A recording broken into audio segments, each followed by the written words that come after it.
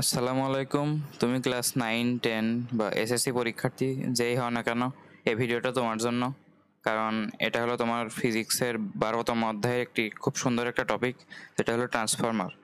তো তোমাদের পরীক্ষায় যদি প্রশ্ন আসে তাহলে কিন্তু এই ট্রান্সফরমার থেকেই প্রশ্ন আসে। মানে পরীক্ষায় যে সিকিউটা আসে সেটার ঘ এটা কিন্তু ট্রান্সফরমারের ম্যাথমেটিক্যাল বা কিছু থিওরিটিক্যাল প্রশ্ন আসে। আর খ এখানে অন্য টপিকগুলোরও প্রশ্ন আসে, কিন্তু এই ভিডিওতে যেহেতু আমি শুধুমাত্র ট্রান্সফরমার পড়াবো, তো তোমার ট্রান্সফরমারের খ এমসিকিউ সবকিছুই হয়ে যাবে। তো এখানে একটা ব্যাপার আছে, যেটা হলো আমি মূলত ম্যাথমেটিক্যাল জিনিসটাই বেশি ফোকাস করব।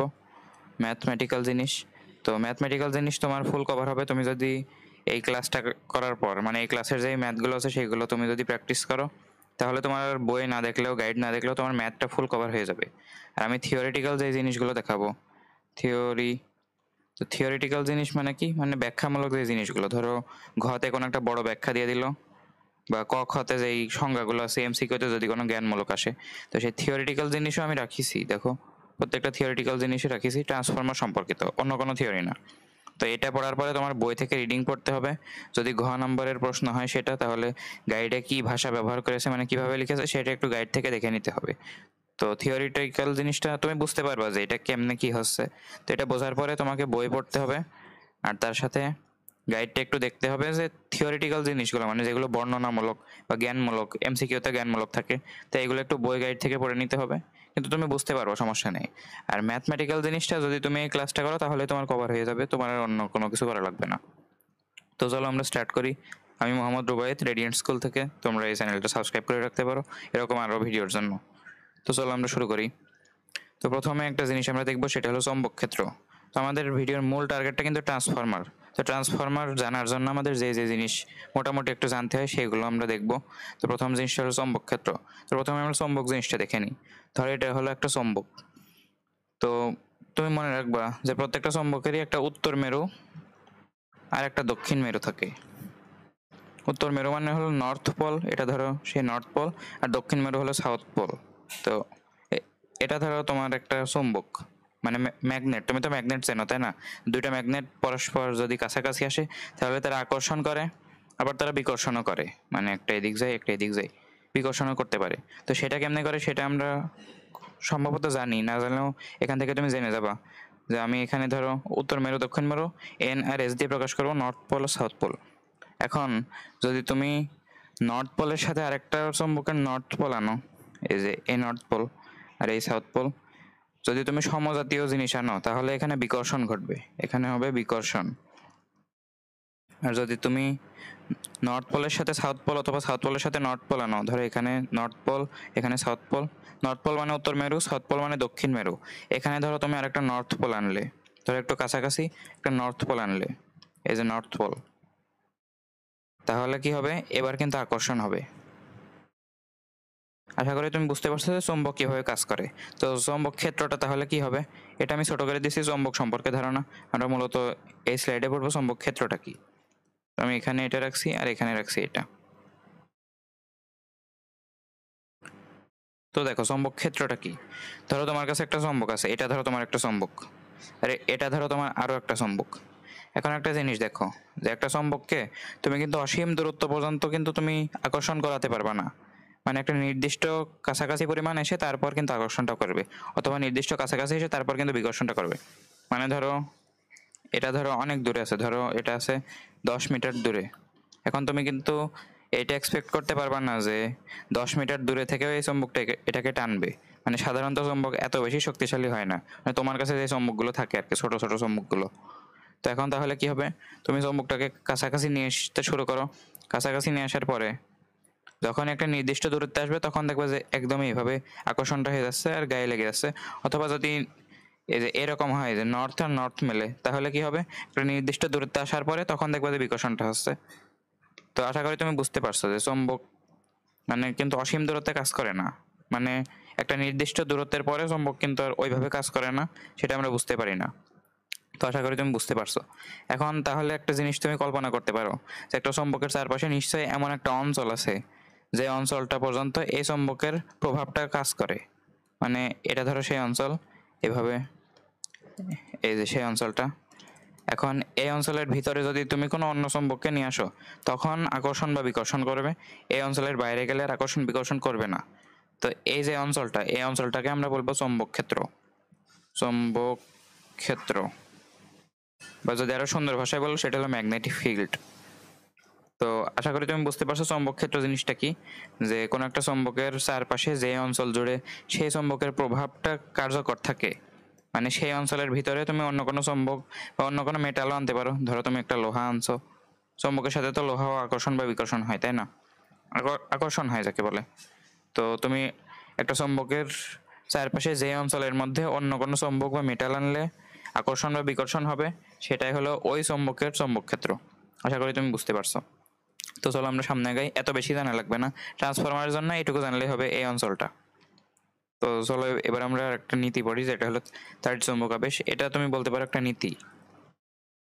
তো তাড়িৎ চৌম্বক আবেশটা কি, যে ধরো কোন একটা মেটাল ধরো আছে, ধরো একটা লম্বা মেটাল, এই মেটালের চারপাশে ধরো একটা চৌম্বক ক্ষেত্র আছে। এখন অনেক কিছুই বিস্তারিত আমি বলতে পারছি না, শুধু জেনে রাখো। এখন ধরো তুমি কোনোভাবে এই যে চৌম্বক ক্ষেত্রটা আছে, এই চৌম্বক ক্ষেত্রটা এটাকে ধরো তুমি চেঞ্জ করে দিলে, ধরো তুমি এইরকম করে দিলে, মানে চৌম্বক ক্ষেত্রটাকে তুমি একটু চেঞ্জ করে দিলে। ধরো আমি একটু ছোট করে দেখাই, তাহলে তোমার বুঝতে সুবিধা হবে। এটা আমি একটু ছোট করে দেখাচ্ছি। আচ্ছা, তো জিনিসটা একটু ছোট করে দেখাই, তাহলে তুমি বুঝতে পারবা।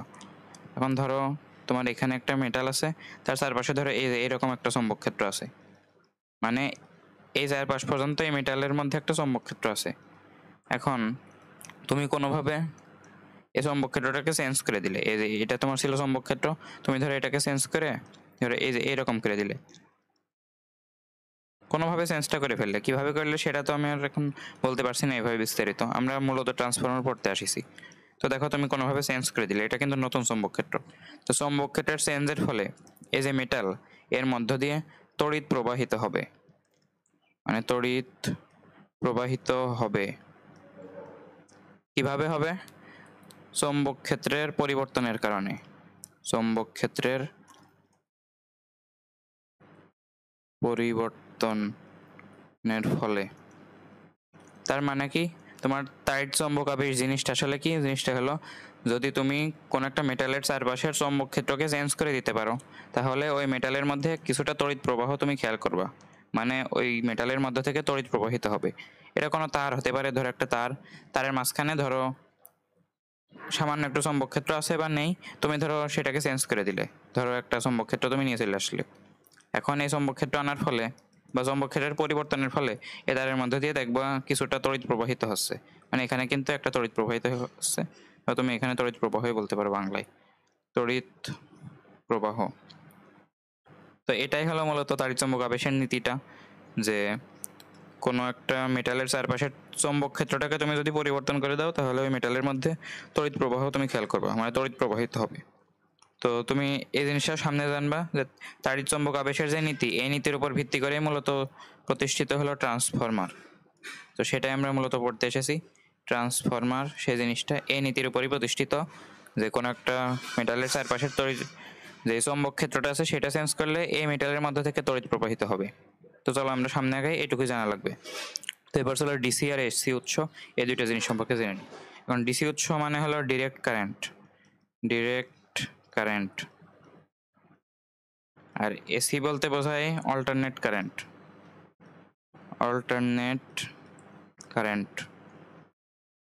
এখন উৎস বলতে মূলত বোঝায় ব্যাটারি বা সেল, যে কোনো কিছু, ধরো ব্যাটারি বা সেল, মানে ব্যাটারি বা তড়িৎকোষ, এসব জিনিস থেকে যে আমরা এই কারেন্টগুলো পাই, তো সে কারণে এটাকে আমি উৎস বলছি। মানে ডিসি বা এসি উৎস কি জিনিস, এটা আমরা একটু দেখে নিই। এখন ডিসি উৎস তোমরা চলতড়িতের মধ্যে যেটা ব্যবহার করো সেটা আর কি। ধরো এই বর্তনীটা আমি আঁকালাম, এই বর্তনীর মধ্যে ধরো এখানে একটা রোধ আছে, আর এখানে বর্তনীটা ক্লোজ হয়ে গেল। তো এই বর্তনীটা এখানে তুমি পজিটিভ দিক দাও, এখানে নেগেটিভ দিক, এখানে তড়িৎ প্রবাহ বের হয় আই, এখানেও আই থাকে, এখানেও আই থাকে, এখানেও আই থাকে, এদিক থেকে এখানে আবার প্রবেশ করে, তারপর আবার এদিক থেকে এভাবে ঘুরতেই থাকে তড়িৎ প্রবাহটা। তো এটা মূলত বোঝায় ডিসি কারেন্ট। ডিসি কারেন্ট বলতে কি বোঝায়, যে যে কারেন্টটা দিক পরিবর্তন করে না, মানও চেঞ্জ হয় না, সেটা হলো ডিসি কারেন্ট। আর এসি কারেন্টটা কি, আমি মানে রাফলি একটা মানে বোঝানোর জন্য একটা সংজ্ঞা বলছি, এটাই তোমার বইয়ের সাথে মিলবে এমন না। তুমি এই জিনিসটা বোঝার পরে তারপর তুমি বই গাইডটা তুমি পড়লে তুমি কিন্তু ডিসি এসি উৎস আর আমি যে থিওরিগুলো পড়াচ্ছি সেগুলো তুমি ভালো মতো পড়তে পারবা। মানে বইয়ের ভাষা ফলো করতে হবে, আর বোঝার জন্য আমার এই থিওরিগুলো তুমি ফলো করতে পারো। তো এবার আমি এসি উৎস সম্পর্কে বলি। এসি উৎসকে এইভাবে প্রকাশ করে না, এসি উৎসকে একটা গোল চিহ্ন দিয়ে এইভাবে মানে এই চিহ্ন দিয়ে প্রকাশ করে। এখানে তুমি যদি একটা রোধ দাও তাহলে একটা জিনিস তুমি খেয়াল করবা, এটা হলো এসি উৎস, মানে প্রকাশ করার পদ্ধতি হলো এটা। এখন এসি উৎসে একটা জিনিস হয়, এসি উৎসে তুমি দেখবা যে আমি পরের স্লাইডে যাই তাহলে ভালো হবে। এসি উৎসে আমি দুইটা এসি নিয়ে নিচ্ছি, মানে একই জিনিস দুইবার নিয়ে নিচ্ছি। এই যে এটা হলো একটা এসি উৎস, এখানে আমি রোধ নিয়ে নিলাম, এটাকে আমি আরেকবার নিচ্ছি, এটাকে আমি কপি করে পেস্ট করে দিচ্ছি। এই যে মানে একই জিনিস আমি বিভিন্নভাবে বোঝানোর জন্য আমি একটু দুইবার নিয়ে নিলাম জিনিসটা। তো দেখো জিনিসটা কি হয়। তো এসি হচ্ছে তোমার প্রথমে এটা কিন্তু একটা ব্যাটারি, মানে তোমার যে এখানে যে ব্যাটারিটা বোঝায় না, এখানে তুমি এটা ব্যাটারি বা একটা কোষ বোঝো, এটা কিন্তু সেই একই জিনিস এটাও। তো এটা ধরো তোমার 5 ভোল্টের ব্যাটারি। তো 5 ভোল্ট হলে এটার এমন এমন একটা কাজ হবে যে শুরুতে এটা 0 ভোল্ট থাকবে, মানে শুরুতে তো সবকিছু জিরো থাকে, তোমার এখানে তো বিদ্যুৎ প্রবাহ শুরু হওয়ার আগে সবকিছু জিরো ছিল। এখন শুরুতে তোমার ভোল্টেজটা এইদিকে কাজ করবে, মানে তড়িৎ প্রবাহটা তোমার এইদিকেই হবে, তড়িৎ প্রবাহটা এইদিকেই হবে। কিছুক্ষণ পর তুমি দেখবা যে তোমার ভোল্টেজটার মান আর দিক চেঞ্জ হওয়ার কারণে তোমার তড়িৎ প্রবাহ এবার এদিক থেকে আসছে। মানে একবার ধরো 5 ভোল্টের যেই তোমার এই এসি তড়িৎটা তোমার আসলে এটা এইভাবে হয়, মানে এটা ধরো 0, এটা ধরো 5, 0 থেকে 5-এ ওঠে, 5 থেকে আবার নিচে নেমে 0 হয়, তারপরে এই জিনিসটা -5-এর দিকে যায়, এভাবে যায়, তারপর আবার 0, আবার 5, আবার 0-তে আসে, আবার -5, আবার 0-তে যায়, এভাবে হয়। তো তোমার এই গ্রাফটা মনে রাখা লাগবে না, তোমার যেটুকু বোঝা লাগবে সেটুকু হলো একবার ভোল্টেজ হয় 5 আর একবার ভোল্টেজ হয় -5। তো ভোল্টেজ পজিটিভ নেগেটিভ হওয়ার মানে হলো একবার এদিকে যাবে আর একবার উল্টো দিকে যাবে, মানে দিকটা চেঞ্জ হবে। তোমার এই গ্রাফটা মনে রাখা লাগবে না, এটা জীবনেও লাগবে না, এটা ইন্টারের জিনিস, মানে কলেজের জিনিস, এটা তোমাদের লাগবে না। তো জিনিসটা দেখো, জিনিসটা হলো একবার তোমার ভোল্টেজ হয় পজিটিভ, 0 থেকে পজিটিভ পর্যন্ত যায়, আবার 0-তে আসে, তো তখন তোমার যে তড়িৎ প্রবাহটা সেটা এই দিকে হবে, মানে এই পাশে, মানে যে কোনো একটা দিকে হবে তড়িৎ প্রবাহ। আর যখন একটু পরেই দেখবো যে তোমার এই ভোল্টেজটা চেঞ্জ হয়ে গেছে, ধরো তুমি দেখছো 2 সেকেন্ড পরে তোমার এই ভোল্টেজটা চেঞ্জ হয়ে গেছে, তখন দেখবো যে তড়িৎ প্রবাহ তোমার এদিক থেকে যাচ্ছে। তার মানে তোমার মূলত এই জিনিসটুকু বোঝা লাগবে যে অল্টারনেট কারেন্টে তোমার মানে যে আই আর ভি, মানে তড়িৎ প্রবাহ আর ভোল্টেজ, এ দুটো ফিক্সড থাকে না, এটা বারবার চেঞ্জ হতে থাকে, এটা চেঞ্জ হতে থাকে। এখন একটা জিনিস দেখবা যে এটাও সামনে জানবা, ট্রান্সফরমারের সাইডে যখন যাবো যে এসি উৎস থেকে আমরা ট্রান্সফরমারটা তৈরি করি, মানে ডিসি উৎস থেকে ট্রান্সফরমার তৈরি করা যায় না, আমরা এসি উৎস থেকে ট্রান্সফরমার তৈরি করি। এখন কি জন্য করি সেটা একটু পরে বলছি, তো চলো এবার আমরা আমাদের আসল টপিকে যাই, সেটা হলো ট্রান্সফরমার। এবার আমরা আসল জিনিসে যাব। তো ট্রান্সফরমারের স্ট্রাকচারটা দেখে নাও, তারপর তুমি বুঝতে পারবা যে এটা কেমনে কি হয়। ধরো এখানে আমি একটা এসি উৎস নিয়ে নিচ্ছি, তোমাকে যেহেতু বললাম যে এসি উৎস থেকে আমরা ট্রান্সফরমার তৈরি করি, তাহলে অবশ্যই একটা এসি উৎস লাগবে। এসি উৎস আমি নিয়ে নিলাম। এখন এসি উৎসে যে দুই প্রান্ত, সেই দুই প্রান্ত আমরা একটা এই যে এইরকম একটা শেপের একটা জিনিসের সাথে যোগ করে দেব। এই যে এরকম একটা শেপ, এটা এই যে এভাবে কাজ করে। আমি যদি একটু ভালো করে এঁকে দেখাই, এই যে এইভাবে। এখন তুমি এখানে দেখবা যে এই তারটা এখানে কিছুটা কয়েকবার পেঁচিয়ে তারপরে এখানে আনা, এভাবে। আর এখানে আরো দুইটা তার আছে, এখন এই তার হতে পারে আরো বেশিবার পেঁচানো বা আরো কমবার পেঁচানো বা আরো সমানবার পেঁচানো। এখন দেখো এখানে জিনিসটা যা হবে, এখানে তুমি যেই প্যাচের সংখ্যা সেটাকে তুমি এন বলতে পারো, বা একটু পরে বোঝাচ্ছি এই জিনিসটা। এখন দেখো এটা হলো ট্রান্সফরমারের স্ট্রাকচার, এটাকে তুমি বলতে পারবা ট্রান্সফরমার। তো তাহলে ট্রান্সফরমার চিত্রটা প্রথমে আঁকা শেখো, যে প্রথমে একটা এসি উৎস থাকবে, এখানে তুমি আর ডিসি কারেন্ট দিতে পারবা না, ডিসি কারেন্ট দিয়ে ট্রান্সফরমার কাজ করে না, ট্রান্সফরমার এসি কারেন্ট দিয়ে কাজ করে। তাহলে এটা হলো এসি উৎস।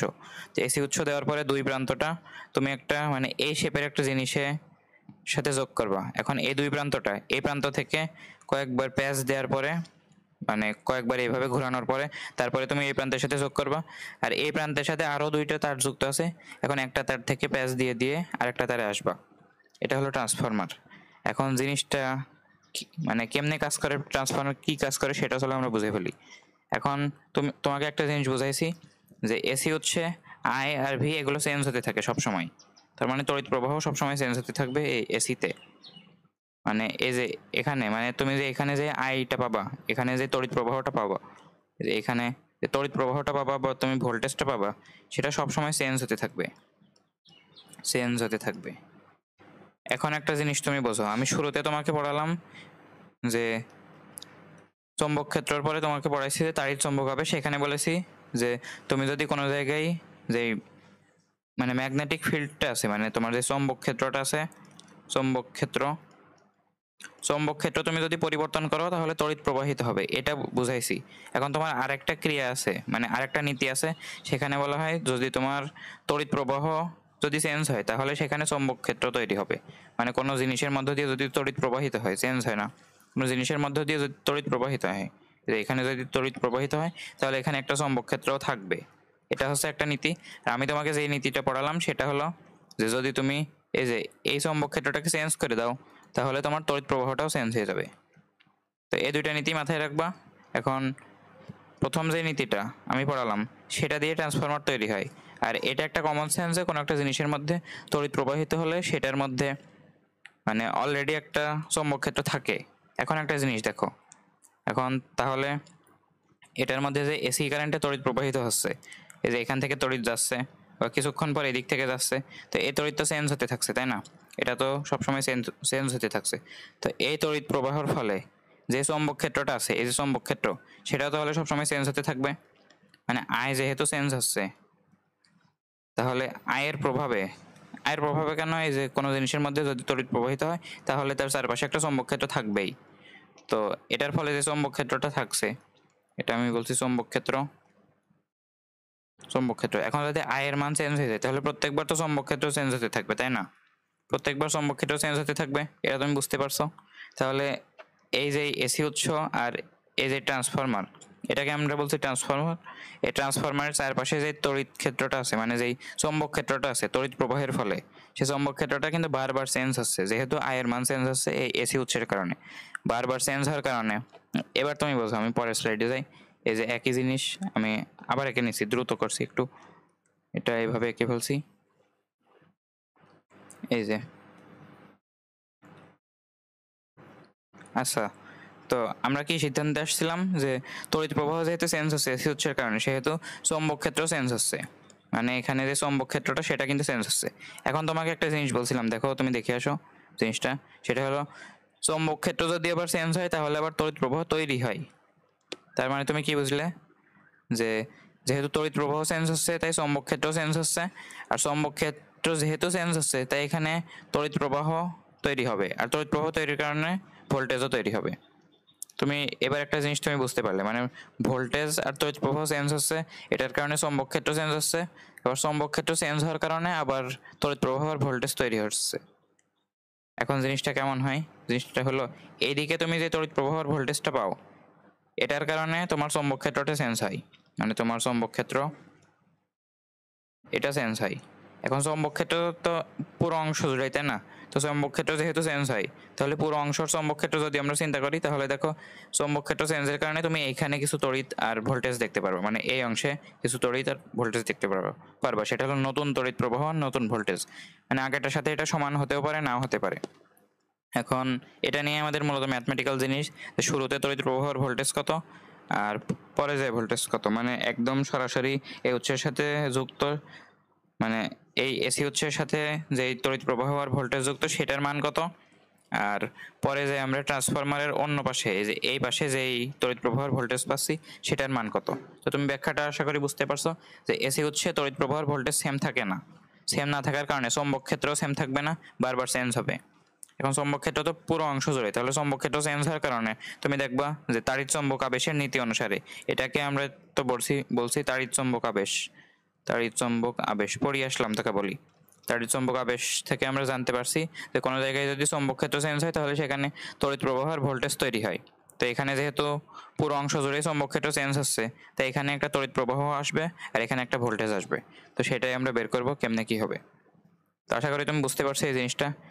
আর কিছু ডিটেল জানা লাগবে এখানে, সেটা হলো এই যে আমি জিনিসটা আরেকবার এঁকে নিচ্ছি, এইভাবে এঁকে নিলাম। এখানে আমি একটা এসি উৎস যুক্ত করে দেবো। এই যে এসি উৎস যুক্ত করলাম আর এখানে আরো দুইটা তার দেবো। এখন দেখো এখানে যে দুইটা এক্সট্রা তার আছে, এখানে তুমি চাইলে তুমি তো নতুন তড়িৎ প্রবাহের ভোল্টেজ পাবা। তুমি শুধু ভোল্টেজ নিয়ে চিন্তা করো, তড়িৎ প্রবাহ নিয়ে পরে চিন্তা করো। শুরুতে তুমি একটা ভোল্টেজ পাবা, পরে যে একটা ভোল্টেজ পাবা। শুরুতে সেই ভোল্টেজ ধরো তোমার 20 ভোল্ট ছিল, পরে সেই ভোল্টেজ তুমি বাড়াতেও পারো, কমাতেও পারো, সমানও করতে পারো। ধরো তোমার সেটা হয়ে গেছে 220 ভোল্ট। এখন ধরো তোমার কাছে একটা লাইট ছিল, এই যে ধরো একটা লাইট, এই লাইটটা ধরো তোমার 220 ভোল্টে চলে। এখন তুমি 20 ভোল্ট দিয়ে তো সেটাকে চালাতে পারতে না, তাই না? সে কারণে তুমি ট্রান্সফরমার দিয়ে ভোল্টেজটাকে কোনোভাবে বৃদ্ধি করলে, বৃদ্ধি করার পর এবার যদি তুমি এখানে সেই বাল্বটা তুমি লাগিয়ে দাও, তাহলে এবার দেখবা যে সেই বাল্বটা জ্বলছে। শুরুতে কিন্তু তুমি জ্বালাতে পারতে না। নর্মালি তুমি যদি এসি উৎসের সাথে এটা যুক্ত করো, তাহলে কিন্তু তুমি চালাতে পারতে না। মানে এখান থেকে তুমি কিন্তু এটা কিন্তু জ্বলতো না। তার কারণ কি, এটা চলে 220 ভোল্টে আর তোমার এসি উৎসটা ছিল 20 ভোল্ট, আমি বলে দিয়েছি।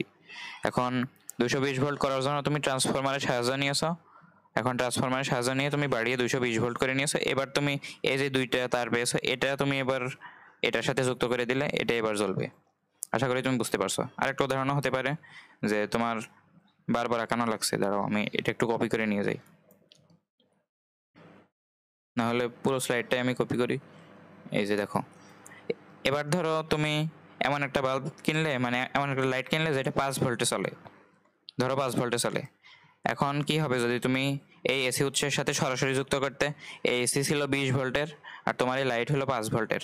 তাহলে একটা জিনিস ভাবো, তোমার লাইট যতটুকু সহ্য করতে পারে তার থেকেও বেশি ভোল্টেজ তুমি দিচ্ছ, তাহলে তো এই লাইট বেশিক্ষণ টেকবে না। এই লাইট হতে পারে বাস্ট করবে, তার মানে বুঝতে পারছো, নষ্ট হয়ে যেতে পারে। তাহলে তুমি কি করলে, একটা ট্রান্সফরমারের সাহায্যে তুমি যেভাবে বাড়াইছিলে তার উল্টো কোনো প্রক্রিয়া করে তুমি এবার কমিয়ে তুমি এটাকে 5 ভোল্টে নামিয়ে আনলে। 5 ভোল্টে নামিয়ে এনে এবার যদি তুমি এই বাল্বটাকে এখানে লাগাও, তাহলে কিন্তু তোমার ভালো মতো এই বাল্বটা চলবে। আশা করি তুমি বুঝতে পারছো, ট্রান্সফরমারের মাধ্যমে তুমি ভোল্টেজ বাড়াতেও পারো, ভোল্টেজ কমাতেও পারো, আবার সমানও রাখতে পারো। তো কেমনে এগুলো করবো সেইগুলো চলো আমরা দেখি। তো আমি আরো একবার এঁকে নিচ্ছি এই জিনিসটা।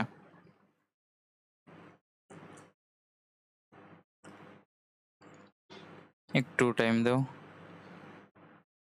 আশা করি চিত্রটা তুমি আঁকতে পারছো। তো দেখো এখানে এরকম আর এখানে এরকম। এখন তোমাকে কিছু রাশি জানতে হবে। এখন ট্রান্সফরমারের যে অংশটা, মানে এই যে এই দুইটা অংশ, এটাকে একটা অংশ বলে, এটাকে আমরা বলি একটা কয়েল। মানে এটাকে আমরা বলি একটা কয়েল আর এটাকে আমরা বলি আর একটা কয়েল। এগুলো হলো কয়েল। কয়েল কি জিনিস সেটা তোমাদের বইয়ে আছে, তো তোমাদের জানা লাগবে না, তোমার মূলত জানা লাগবে এই যে এই অংশটুকু, মানে এই ধাতব অংশটুকুর সাথে যে আমি একটা কুণ্ডলী পাকালাম, সেটাকে আমি কয়েল বলবো। তো এটা তাহলে একটা কয়েল, এটা তাহলে একটা কয়েল, এটাকে আমি কয়েল নাম দেব। কয়েল বা কুণ্ডলী যাই বলো, কুণ্ডলী বা কয়েল। এখন যে কয়েলটা সরাসরি এসি উৎসের সাথে যুক্ত, সেটাকে আমরা বলি প্রাইমারি কয়েল, প্রাইমারি বা মুখ্য কয়েল বা মুখ্য কুণ্ডলী বা মুখ্য কয়েল। আর যেটা সরাসরি এসি উৎসের সাথে জড়িত, মানে যুক্ত না, কিন্তু চৌম্বক ক্ষেত্রের চেঞ্জ করে আমরা সেখানে বিদ্যুৎ বা ভোল্টেজ নিয়ে এসেছি, মানে যেটা সরাসরি যুক্ত না, সেটাকে আমরা বলবো সেকেন্ডারি কয়েল, সেকেন্ডারি বা গৌণ কয়েল। তো আমরা তাহলে ট্রান্সফরমারের কয়েলগুলোকে দুই ভাগে ভাগ করলাম, একটা হলো প্রাইমারি বা মুখ্য কয়েল আর একটা সেকেন্ডারি বা গৌণ কয়েল বা কুণ্ডলীয় বলতে পারো, সমস্যা নেই। এখন প্রাইমারি কয়েলের যেই তড়িৎ প্রবাহ, সেটাকে আমরা আইপি দিয়ে প্রকাশ করব। প্রাইমারি কয়েলের যে ভোল্টেজ, সেটা আমরা ভিপি দিয়ে প্রকাশ করব। সেকেন্ডারি কয়েলের যে তড়িৎ প্রবাহ, সেটাকে আমরা আইএস দিয়ে প্রকাশ করব। সেকেন্ডারি কয়েলের যে ভোল্টেজ, সেটাকে আমরা ভিএস দিয়ে প্রকাশ করব। এখন তোমাকে আরেকটা রাশি জানতে হবে, সেটা হলো এখানে তুমি কয়বার পাক দিয়েছো, মানে কয়টা প্যাচ দিয়েছো। মানে এই যে ধরো এখানে ধরো তুমি একটা, দুইটা, তিনটা, তিনটা প্যাচ দিলে। এখানে দেখো তো, একটা, দুইটা, তিনটা, চারটা, এখানে চারটা প্যাচ, মানে চারটা প্যাচ দিয়েছো তুমি এই তার দিয়ে।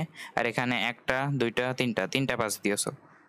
তো এভাবে তুমি কিন্তু প্যাচ সংখ্যা বা পাক সংখ্যা, পাঁচ সংখ্যা যেটাই বলো, সেরকম আরেকটা রাশি পাও। এটাকে আমি কি বলছি, এটাকে তুমি তোমার দেওয়া থাকতে পারে প্যাচ সংখ্যা বা পাঁচ সংখ্যাও কেউ কেউ বলে, পাঁচ সংখ্যা বা পাক সংখ্যা যাই বলো, মানে তুমি মোট কয়বার ঘুরে আসো, এটা হলো প্যাচ সংখ্যা বা পাঁচ সংখ্যা বা পাক সংখ্যা। এটাকে আমরা এন দিয়ে প্রকাশ করবো, যেহেতু নাম্বার সংখ্যা তাই এন দিয়ে প্রকাশ করব। এখন প্রাইমারি কয়েলে যতবার পাক দিয়েছো সেটাকে আমরা বলবো এন অফ প্রাইমারি, আর সেকেন্ডারি কয়েলে যতবার পাক দিয়েছো সেটাকে আমরা বলবো এন সেকেন্ডারি। আশা করি তুমি রাশিগুলো বুঝতে পারছো এগুলো কেমনে কি হলো। এবার আমরা ম্যাথমেটিক্যাল কাজে যাব। ম্যাথমেটিক্যাল কাজ কি, মানে এই যে এই প্রাইমারি তড়িৎ প্রবাহ, প্রাইমারি ভোল্টেজ, প্রাইমারি পাক সংখ্যা, সেকেন্ডারি তড়িৎ প্রবাহ, সেকেন্ডারি ভোল্টেজ, সেকেন্ডারি পাক সংখ্যা, এগুলোর মধ্যে আমরা সম্পর্ক নির্ণয় করব। তারপর আমরা বুঝবো যে এটা থেকে এটা ধরো 2 অ্যাম্পিয়ার হলে এটা কত অ্যাম্পিয়ার হবে, এটা ধরো 5 ভোল্ট হলে এটা কত ভোল্ট হবে। তো আমরা বাড়ানো কমানো আর মানগুলো কত কত হবে সেটা আমরা বের করবো, মানে অঙ্ক করা শিখবো আর কি। তো এখান থেকে আমাদের মূলত ম্যাথমেটিক্যাল জিনিস শুরু। এখানে তুমি যদি তুমি সূত্রটাই মনে রাখো, এখানে আমি আরেকবার চিত্রটা এঁকে ফেলি, চিত্রটা এমন, পুরো চিত্রটা আঁকা একটু টাইম লাগছে। তো দেখো চিত্রটা এমন, এখানে প্রাইমারি কয়েলে কিছু পাক সংখ্যা থাকবে, এখানেও কিছু পাক সংখ্যা থাকবে। তো তোমাকে যদি সরাসরি সূত্রটাই বলে দিই তাহলে এখানে তড়িৎ প্রবাহ আইপি প্রাইমারি, এখানে ভোল্টেজ ভিপি, এখানে পাক সংখ্যা হলো এনপি, আর সেকেন্ডারিতে গিয়ে আইএস, ভিএস আর এনএস। এখন যদি সরাসরি সূত্রটা তোমাকে বলে দিই তাহলে সূত্রটা হয় হলো যে আমি পাঁচ সংখ্যা মানে এই পাক সংখ্যা যত বাড়াবো ভোল্টেজও তত বেড়ে যায়, মানে মূলত হলো এই ভোল্টেজটা হলো পাক সংখ্যার সমানুপাতিক, আর তড়িৎ প্রবাহ তার উল্টো হয়, মানে পাক সংখ্যা যদি আমি 2 গুণ বাড়াই তাহলে ভোল্টেজও 2 গুণ বাড়বে, মানে ভোল্টেজও 2 গুণ বাড়বে, পাক সংখ্যা আমি যদি 2 গুণ বাড়াই, কিন্তু তড়িৎ প্রবাহ তখন দেখবো যে অর্ধেক হয়ে যাচ্ছে, মানে দুই দুই ভাগে ভাগ হয়ে যাচ্ছে, মানে তড়িৎ প্রবাহ তার উল্টো হয়, মানে তড়িৎ প্রবাহ হলো তার ব্যস্তানুপাতিক 1/I। এখন এখান থেকে তুমি একটা সূত্র আনতে পারবা, এই যে প্রাইমারি আর সেকেন্ডারি ইউজ করে, সেটা হলো VP/VS সমান, যেহেতু ভি আর এন সমানুপাতিক তাই প্রাইমারিটা উপরে যাবে, এন এরও NP/NS, যেহেতু সমানুপাতিক এটা তো লেখা যায়, তুমি আশা করি বুঝতে পারছো। আর যেহেতু তড়িৎ প্রবাহ ব্যস্তানুপাতিক মানে উল্টো ভাবে সমানুপাতিক, তাই এটা উল্টো হয়ে যাবে, মানে উপরে যাবে আইএস আর নিচে আসবে আইপি। এই সূত্রটা আশা করি তোমার মনে থাকবে। এই সূত্র দিয়ে তোমার কিন্তু পুরো অধ্যায়ের যত ম্যাথ আছে প্রায় সবই শেষ। এই সূত্রটাই মূলত তোমার এই নতুন জিনিস, মানে ম্যাথমেটিক্যাল মূল এই সূত্রটা এটাই। এখন এই সূত্রটা কেমনে আসলো আমি একটু দেখাবো তোমাকে। সূত্রটা কেমনে আসলো, এখন ধরো এই যে সেই জিনিস, এখানে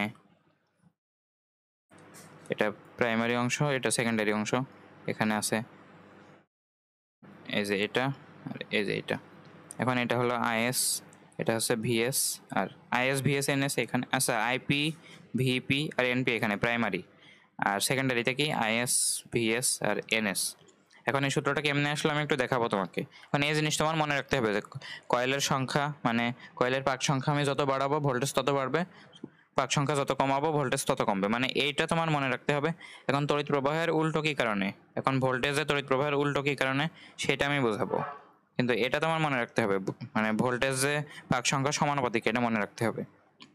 তো চলো আমরা দেখে নিই। এখন তুমি চতুর্থ অধ্যায় কাজ ক্ষমতা শক্তিতে শক্তির সংরক্ষণশীলতা বলে একটা জিনিস পড়ছিলে, মানে শক্তির কোনো সৃষ্টি বা ধ্বংস নেই, শক্তি সবসময় সেম থাকবে। তাহলে সেই নীতি আমরা কিন্তু এখানে ব্যবহার করতে পারি।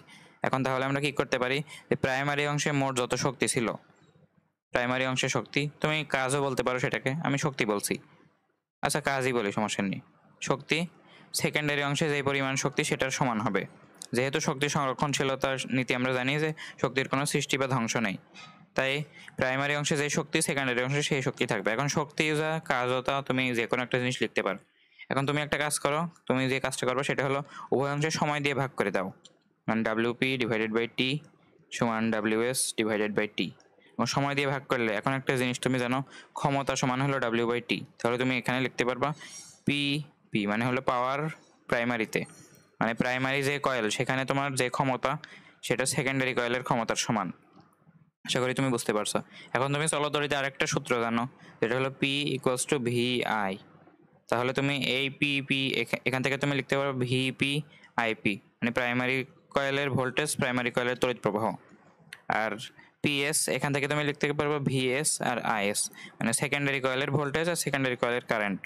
তো এবার তুমি লিখতে পারবা VP divided by VS equals to IS divided by IP. তো এটা কেমন সম্পর্ক হয়ে গেল দেখো তো, উপরে ভিপি নিচে ভিএস আর উপরে আইএস নিচে আইপি, তাহলে কিন্তু হয়ে গেল যে ভি ব্যস্তানুপাত আই। তার মানে এভাবে কিন্তু জিনিসটা আসে। তো এটা আমি তোমাকে প্রমাণ করে দেখালাম। এখন এখান থেকে তোমার কিন্তু অনেকগুলো অবজারভেশন আছে, এই অবজারভেশনটা তোমার আছে, এটা কিন্তু তোমার সিকিউতে আসবে যে দেখাও যে ওই ট্রান্সফরমারের প্রাইমারি কয়েল ও সেকেন্ডারি কয়েলে ক্ষমতা সমান থাকছে। তো এটা তোমার এই প্রমাণে আসতে হবে এমন না, তোমার মান দেওয়া থাকবে সেখান থেকে ক্ষমতা নির্ণয় করলে হয়ে যাবে। বা তোমাকে এটাও বলতে পারে, তো যে কোনোটাই বলতে পারে, এগুলো একটু মনে রাখবে। এটা স্টার্ট দিয়ে রাখো, এটা স্টার্ট দিয়ে রাখো। যে তুমি শক্তি সংরক্ষণশীলতা জানলে এটা বুঝতে পারবে যে শুরুতে শক্তি পরে শক্তি সমান হবে, আর টি দিয়ে ভাগ করলে তো ক্ষমতা আসে, মানে শক্তি থেকে ক্ষমতা আসে, তার মানে শুরুতে ক্ষমতা আর শেষে ক্ষমতা একই হবে। আর এটা আমি এমনি প্রমাণ করে দেখালাম, প্রমাণ মনে না রাখলেও সমস্যা নেই, তোমার মূলত এই সূত্রটা লাগবে, আর ক্ষমতা সমান থাকে এটা জানা লাগবে, শক্তি সমান থাকে এটা জানা লাগবে। তো চলো আমরা এবার সরাসরি সূত্রে চলে যাই।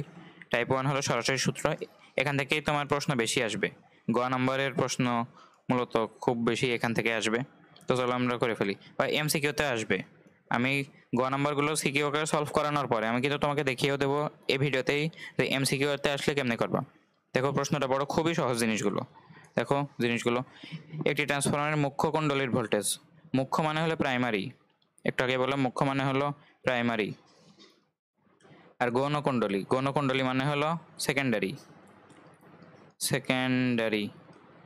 এখন কি বলেছে, বলেছে হলো মুখ্য কুণ্ডলীর ভোল্টেজ হলো 600 ভোল্ট, মানে ভোল্টেজ মুখ্য মানে প্রাইমারি সমান হলো 600 ভোল্ট। তারপর কি বলেছে, মুখ্য কুণ্ডলীর ভোল্টেজ এত, তড়িৎ প্রবাহ এত, মানে মুখ্য কুণ্ডলীরই তড়িৎ প্রবাহ হলো 2 অ্যাম্পিয়ার, মানে তড়িৎ প্রবাহ মুখ্য কুণ্ডলী এটা হলো 2 অ্যাম্পিয়ার, মুখ্য কুণ্ডলী মানে প্রাইমারি। এবার গৌণকুণ্ডলীর পাক সংখ্যা বলে দিয়েছে, মানে গৌণকুণ্ডলীর পাক সংখ্যা, পাক সংখ্যাকে আমরা এন দিয়ে প্রকাশ করি, আর গৌণকুণ্ডলী মানে হলো সেকেন্ডারি, মানে এনএস সমান হলো কত 30। তারপর তোমার বলে দিয়েছে হলো এবং প্রবাহ এত, মানে গৌণকুণ্ডলীর প্রবাহ হলো 5 অ্যাম্পিয়ার, মানে তড়িৎ প্রবাহ গৌণকুণ্ডলীর সেটা হলো 5 অ্যাম্পিয়ার। এখন ট্রান্সফরমারটিকে এত কর্মদক্ষতা, এসব লাগবে না, এটা ঘয়ের জন্য। তো দেখো গ নাম্বারটা পড়ো, ট্রান্সফরমারটির মুখ্য কুণ্ডলীর পাক সংখ্যা নির্ণয় করো। মুখ্য কুণ্ডলীর পাক সংখ্যা মানে বোঝাচ্ছে পাক সংখ্যা হলো এন, আর মুখ্য কুণ্ডলী হলো প্রাইমারি। এখন দেখো তোমার এখান থেকে তুমি বুঝতে পারছো এটা সরাসরি সূত্র হবে তোমার VP IP NS IP, IP না এটা আসলে এটা আইএস হবে। এটা কি দেওয়া ছিল দেখো তো, তোমার পাক সংখ্যা দেওয়া ছিল গৌণকুণ্ডলীর, তারপর প্রবাহ মানে সেকেন্ডারি যে কয়েল সেটার পাক যে তড়িৎ প্রবাহ সেটা হলো 5 অ্যাম্পিয়ার। এবার আমরা ম্যাথ করি চলো, তাহলে ম্যাথটা কি হবে, গ নম্বরের ম্যাথটা দেখো চেয়েছে মুখ্য কুণ্ডলীর পাক সংখ্যা, তাহলে আমরা লিখে ফেলি যে মুখ্য কুণ্ডলীর পাক সংখ্যা এনপি, তাই আমরা এনপি উপরে রাখছি, এনপি বাই এনএস। এখন এখানে একটা জিনিস দেখো, তুমি এটা বলাও যার কথা, তুমি পুরো জিনিসটাকে উল্টে দিলেও সে একই কথা, মানে ভিএস বাই ভিপি সমান হবে এনএস বাই এনপি, মানে হবে আইপি বাই আইএস। এটাও তুমি লিখতে পারো, তুমি উল্টে দিলেই হয়ে গেল। তো তুমি তোমার মতো করে এই সূত্রটা বসাবা। এখন তুমি যেটা নির্ণয় করবা সেটাও পরে বসাবা, তাহলে বেশি ভালো হবে। তোমার যদি প্রাইমারিটা নির্ণয় করতে বললে প্রাইমারিটাও পরে বসাবা, তাহলে নিচেরটা ওই পাশে গুণ করে দিলে অ্যান্সার পেয়ে যাবা। আর যদি তুমি সেটা নিচে বসাও তাহলে কিন্তু তোমার আবার একটু ক্যালকুলেশনে ঝামেলা হবে। তো আশা করি বুঝতে পারছো। তো চলো আমরা ম্যাথটা করি। এখন আমার এনপি বের করতে হবে, তাই আমি এনপি উপরে রাখছি যাতে আমি সহজেই এনএসটা ওই পাশে গুণ করে দিয়ে কাজ করে ফেলতে পারি। এখন এনপি বাই এনএস সমান আমরা কি লিখতে পারবো দেখো, তোমার এনপি বাই এনএস সমান তুমি লিখতে পারবা ভিপি বাই ভিএস, আবার সমান লিখতে পারবা আইএস বাই আইপি, যেহেতু তড়িৎ প্রবাহটা উল্টো।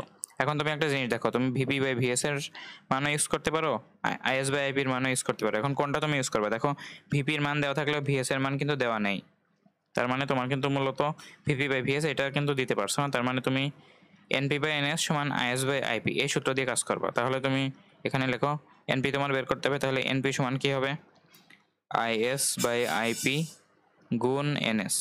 এখন আইএস এর মান কত, আইএস এর মান দেখো 5 অ্যাম্পিয়ার, আইপির মান কত দেখো 2 অ্যাম্পিয়ার। অ্যাম্পিয়ার তোমার লেখা লাগবে না, একবারে তুমি সরাসরি উত্তর বসাবো 5/2 গুণ এনএস এর মান কত দেখো, তো এনএস এর মান হলো 30। যেহেতু এটা সংখ্যা, সংখ্যা নির্ণয় করতে হবে তাই এটার কোনো একক নাই, একক থাকলে তুমি এখানে লিখতে। তো এটার মান কত আসবে দেখো, তো এটার মান আসবে 15, 5 15 75 আসবে অ্যান্সার। আশা করি তুমি বুঝতে পারছো জিনিসটা। তো এইভাবে ম্যাথগুলো করতে হবে, এই একটা সূত্র দিয়ে তোমার কিন্তু ম্যাক্সিমাম ম্যাথ হয়ে যাবে। দেখো এখানে প্রশ্নটা পড়ো, এখানে দেখো প্রাইমারি কয়েলের পাক সংখ্যা দেওয়া রয়েছে, প্রাইমারি কয়েলের তড়িৎ প্রবাহ দেওয়া আছে, সেকেন্ডারি কয়েলের পাক সংখ্যা দেওয়া আছে, এটা হচ্ছে 350, এটা 350, তোমরা যদি দেখতে না পারো আমি লিখে দিচ্ছি 350। এবার বলছে চিত্র 2 গৌণকুণ্ডলী তড়িৎ প্রবাহ নির্ণয় করো। গৌণকুণ্ডলী মানে আই আর গৌণকুণ্ডলী মানে হলো সেকেন্ডারি মানে আইএস। এখন দেখো এনপিএনএস দেওয়া রয়েছে, দুইটা এন এর মধ্যে দুইটা এন এর মান দেওয়া রয়েছে, এখন তোমার দুইটা আই এর মান নিয়ে কাজ করতে হবে। তাহলে তুমি বুঝতে পারছো এখানে সূত্র কি হবে। এখানে সূত্র হবে তুমি যেটা নির্ণয় করবে সেটা উপরে লিখো, তাহলে আইএস উপরে লিখলে নিচে লিখলে আইপি। যেহেতু আইটা উল্টো বাকি সব সোজা, তাহলে এখানে হবে এনপি বাই এনএস। আশা করি বুঝতে পারছো, আইটা উল্টো আর বাকিগুলো সোজা, মানে এখানে তুমি ভি লিখলে হয়তো ভিপি বাই ভিএস, ভি তো লাগছে না, তোমার দুইটা এন দেওয়া রয়েছে আর দুইটা আই নিয়ে কাজ করতে আছে, তাহলে এটা সূত্র। অতএব তাহলে এখান থেকে কি লিখতে পারবা, তোমার আইএস এর মান তুমি লিখতে পারবা এনপি বাই এনএস গুণ এই যে আইপি। আশা করি তুমি বুঝতে পারছো। এখান থেকে তুমি কিন্তু আইএস এর মান পেয়ে যাবে, সেটা হলো এনপি কত, এনপি হলো 2000 দেওয়া আছে, এনএস কত দেওয়া আছে 350 গুণ আইপি, আইপি কত 20 অ্যাম্পিয়ার। যেহেতু তুমি আই বের করছো তাই শেষে একটা অ্যাম্পিয়ার। এবার তোমার মান আসবে হলো, এটার মান 114.29 অ্যাম্পিয়ার। তো আশা করি তুমি বুঝতে পারছো, এগুলো খুবই সহজ ম্যাথ। পরেরটায় চলো, পরেরটায় দেখো কি বলছে। পরেরটা বলছে উদ্দীপকের এজেন্টের গৌণকুণ্ডলীতে প্রবাহ মাত্রা নির্ণয় করো। এখন এখানে 220 ভোল্ট দেওয়া আছে আর এটা এসি উৎসের সাথে যুক্ত, তার মানে এটা হলো প্রাইমারি, এটা হলো প্রাইমারি। আর এটা যেহেতু উৎসের সাথে যুক্ত নয় তাই এটা সেকেন্ডারি। যেটা এসি উৎসের সাথে যুক্ত সেটা থেকে তুমি দিবে প্রাইমারি। এখানে দেখে তুমি উৎস মনে করতে পারো এটা কিন্তু ভোল্ট মিটার। ভোল্ট মিটার মূলত ভোল্টেজ মাপার জন্য, মানে ভোল্ট মিটারে তুমি মাপতে পারবে ভোল্টেজ করতে। এটা তো উৎস বা ব্যাটারি না, তোমার এসি উৎস যেখানে যুক্ত থাকবে সেটা হবে তোমার প্রাইমারি। তো তাহলে 220 ভোল্ট এটা হবে ভি প্রাইমারি, 5 অ্যাম্পিয়ার এটা হবে আই প্রাইমারি, আর এন প্রাইমারি দেওয়া আছে। এখন এন এসও দেওয়া আছে, তোমার কি চেয়েছে দেখো, গৌণকুণ্ডলীতে প্রবাহ মাত্রা চেয়েছে। এখন দেখো তুমি কোন সূত্রটা ইউজ করবে, গৌণকুণ্ডলীতে প্রবাহ মাত্রা, তার মানে তুমি তড়িৎ প্রবাহ তো ডেফিনেটলি ইউজ করবা। গৌণকুণ্ডলী মানে সেকেন্ডারি, তাহলে আইএস বাই আইপি। এবার তুমি কোনটা ইউজ করবা বলো তো, ভি এর মান তো শুধু ভিপিটা দেওয়া আছে, ভিএস তো দেওয়া নেই, তাহলে তুমি এন ইউজ করো। যেহেতু এন দুইটা মানই আছে, তাহলে IS by IP NP by NS হবে, এনপি বাই এনএস। আশা করি তুমি বুঝতে পারছো, জিনিসটা উল্টো হবে, মানে আইটা উল্টো আর এনটা হলো সোজা। তাহলে তুমি এখান থেকে আইএস এর মান পেয়ে যাবে, সেটা হলো এনপি বাই এনএস গুণ আইপি। তো তাহলে তুমি এখান থেকে আইএস এর মান পেয়ে যাবা। এনপির মান কত, এনপির মান হলো 50, এনএস এর মান হলো 20 আর আইপির মান হলো 5 অ্যাম্পিয়ার। এটা কিন্তু ক্যালকুলেটর লাগে না এগুলো, আশা করি। এখান থেকে 4 আর এখান থেকে 25/2 মানে 12.5 অ্যাম্পিয়ার হয়। আশা করি তুমি বুঝতে পারছো, এটা হচ্ছে অ্যান্সার। এরপরে আমার মনে হয় আর করে দেওয়ার দরকার নেই, আমি শুধু দেখিয়ে দিয়ে যে কী কী আছে, যেহেতু সহজ সূত্র, বেশি টাইম ওয়েস্ট না করি এটা নিয়ে। এটি ট্রান্সফরমারের প্রাইমারি ও সেকেন্ডারি কয়েলের ভোল্টেজ যথাক্রমে এত, মানে প্রথমটা প্রাইমারির, এটা হবে ভোল্টেজ প্রাইমারি, আর দ্বিতীয়টা হলো সেকেন্ডারির, যেহেতু যথাক্রমে বলা আছে তাহলে এটা হবে ভিএস, তৃতীয়টা সেকেন্ডারি। ট্রান্সফরমারটির প্রাইমারি কুণ্ডলীর প্যাচ সংখ্যা বলতে পারে, সমস্যা নেই, প্যাচ সংখ্যা বলা আছে 100, সেটা হলো প্রাইমারির, মানে এনপি সমান এত। এখন ট্রান্সফরমারটি সেকেন্ডারি ও প্রাইমারি কুণ্ডলীর তড়িৎ প্রবাহের অনুপাত কত। এখন কি বলেছে দেখো, এটা কিন্তু বুঝতে হবে। এখানে বলেছে সেকেন্ডারি আর প্রাইমারি কুণ্ডলীর তড়িৎ প্রবাহের অনুপাত কত, মানে চাইছে সেকেন্ডারি কয়েলের যেই, মানে সেকেন্ডারি কুণ্ডলীর যে তড়িৎ প্রবাহ আইএস আর প্রাইমারি কুণ্ডলীর যে তড়িৎ প্রবাহ মানে আইপি, এই দুটার অনুপাত চাইছে। আশা করি তুমি বুঝতে পারছো এটা। তো আইএস ইস টু আইপি, এটাকে তুমি লিখতে পারো আইএস বাই আইপি, তাই না? তো তাহলে তোমাকে আইএস বাই আইপি এটার মান চাইছে, এবার কিন্তু কোনো নির্দিষ্ট মান চাইনি। তো এবার তুমি কি করবা, যেহেতু আইএস বাই আইপি বের করতে বলেছে তাই তুমি সূত্রে আইএস বাই আইপিটাই রেখে দাও, তাহলে তোমার জন্য সুবিধা হয়। আইএস বাই আইপি, এটাকে তুমি কোনটা দিয়ে লিখবা, দেখো এন এর মান কিন্তু শুধু একটাই দেওয়া আছে, দুইটা দেওয়া নেই, ভোল্টেজের মান দুইটা দেওয়া আছে, তাহলে তুমি ভোল্টেজটা লেখো। তাহলে তুমি ভোল্টেজ লিখলে কি পাবা, আইএসটাই উল্টো আর বাকিগুলো সোজা, তাহলে ভিটা হবে সোজা, তাহলে ভিপি বাই ভিএস।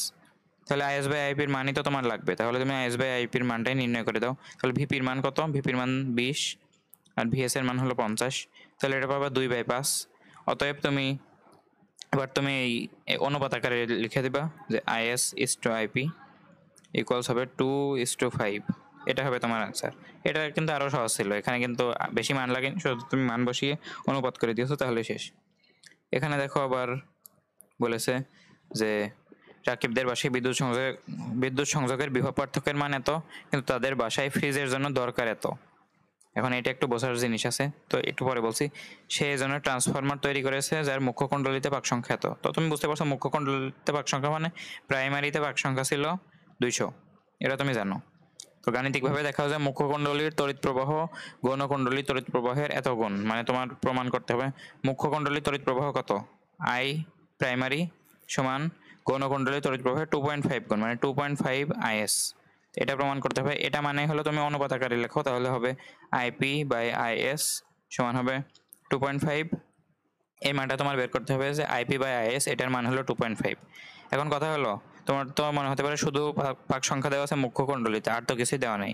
এখানে একটা জিনিস হিডেন আছে, দেখো বলেছে রাকিবদের বাসায় বিদ্যুৎ সংযোগের বিভব পার্থক্যের মান এত, তাদের বাসায় ফ্রিজের জন্য দরকার এত। তার মানে রাকিবের বাসায় যেই বাড়ি আছে সেই বাড়ির জন্য যেই ভোল্টেজ সোর্সটা, এই ভোল্টেজ সোর্স এটা হলো 220 ভোল্টের, কিন্তু তার যে ফ্রিজটা আছে সেই ফ্রিজটা হলো 660 ভোল্টের। তার মানে তার যে প্রাইমারি যে ভোল্টেজটা সেটা হবে 220। কারণ কি, এখানে তুমি যদি একটা ট্রান্সফরমার ইউজ করো, ট্রান্সফরমারে সে কি করবে বলতো, এই 200 ভোল্টটা ইনপুট দিবে, সেখান থেকে 660 ভোল্ট বের করার চেষ্টা করবে। তার মানে যেইটা সরাসরি যুক্ত আছে, মানে এই ট্রান্সফরমারটা এটা সরাসরি সোর্সের সাথে যুক্ত। এখন এই সোর্সের সাথে যুক্ত অংশটা তাহলে হবে প্রাইমারি অংশ, আর সোর্স থেকে তুমি যে আউটপুট আকারে যে অংশটা পাবা, মানে এই অংশটা, সেটা হবে সেকেন্ডারি অংশ। আশা করি তুমি বুঝতে পারছো যে তার কাছে যে ভোল্টেজটা আছে সেটাই তো সোর্স, আর সেটাকে চেঞ্জ করে যে ভোল্টেজটা পাবে সেটাই হবে, মানে তার কাছে যেটা ছিল সেটা হবে প্রাইমারি, আর সেখান থেকে যে আউটপুটটা পাওয়া যাবে সেটা হবে সেকেন্ডারি। আশা করি তুমি বুঝতে পারছো।